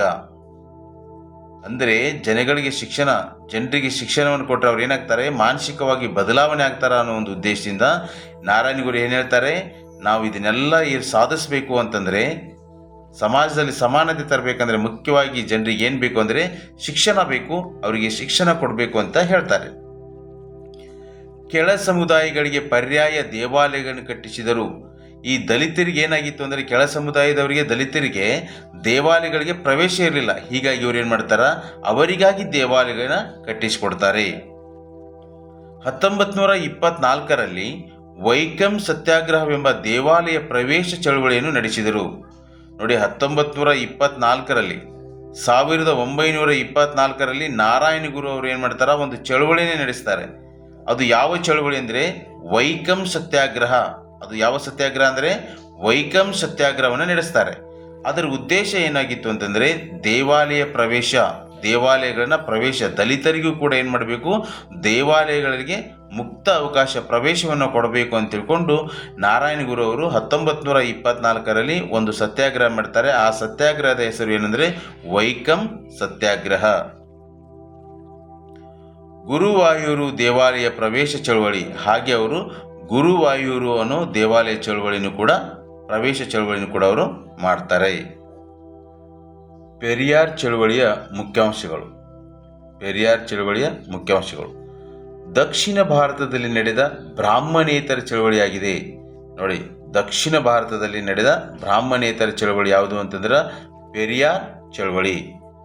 ಬ್ರಾಹ್ಮಣೇತರರು ಸರ್ಕಾರಿ ರಂಗದ ಪ್ರಾತಿನಿಧ್ಯಕ್ಕಾಗಿ ಹೋರಾಟ. ಬ್ರಾಹ್ಮಣೇತರು ಅಂದರೆ ಬ್ರಾಹ್ಮಣರನ್ನ ಹೊರತುಪಡಿಸಿ ಬೇರೆಯವರು ಕೂಡ ಈ ಸರ್ಕಾರಿ ರಂಗದಲ್ಲಿ ತಮಗೂ ಕೂಡ ನೌಕರಿಯನ್ನು ಕೊಡಬೇಕು ಅಂತ ತಿಳ್ಕೊಂಡು ಅವರು ಹೋರಾಟವನ್ನು ಮಾಡ್ತಾರೆ. ಸಾಮಾಜಿಕ ನಿರ್ಬಂಧಗಳನ್ನು ವಿರೋಧಿಸಿದರು. ಈ ಸಮಾಜದಲ್ಲಿರ್ತಕ್ಕಂಥ ಏನು ನಿರ್ಬಂಧಗಳಿದಾವಲ್ವ, ಆ ನಿರ್ಬಂಧಗಳನ್ನು ಏನು ಮಾಡ್ತಾರೆ ಅಂದರೆ ವಿರೋಧಿಸ್ತಾರೆ. 1916ರಲ್ಲಿ ತಮಿಳುನಾಡಿನಲ್ಲಿ ಜಸ್ಟಿಸ್ ಪಾರ್ಟಿ ಈ ಚಳವಳಿಯನ್ನು ಮುನ್ನಡೆಸಿತು. ಯಾವ ಚಳವಳಿ?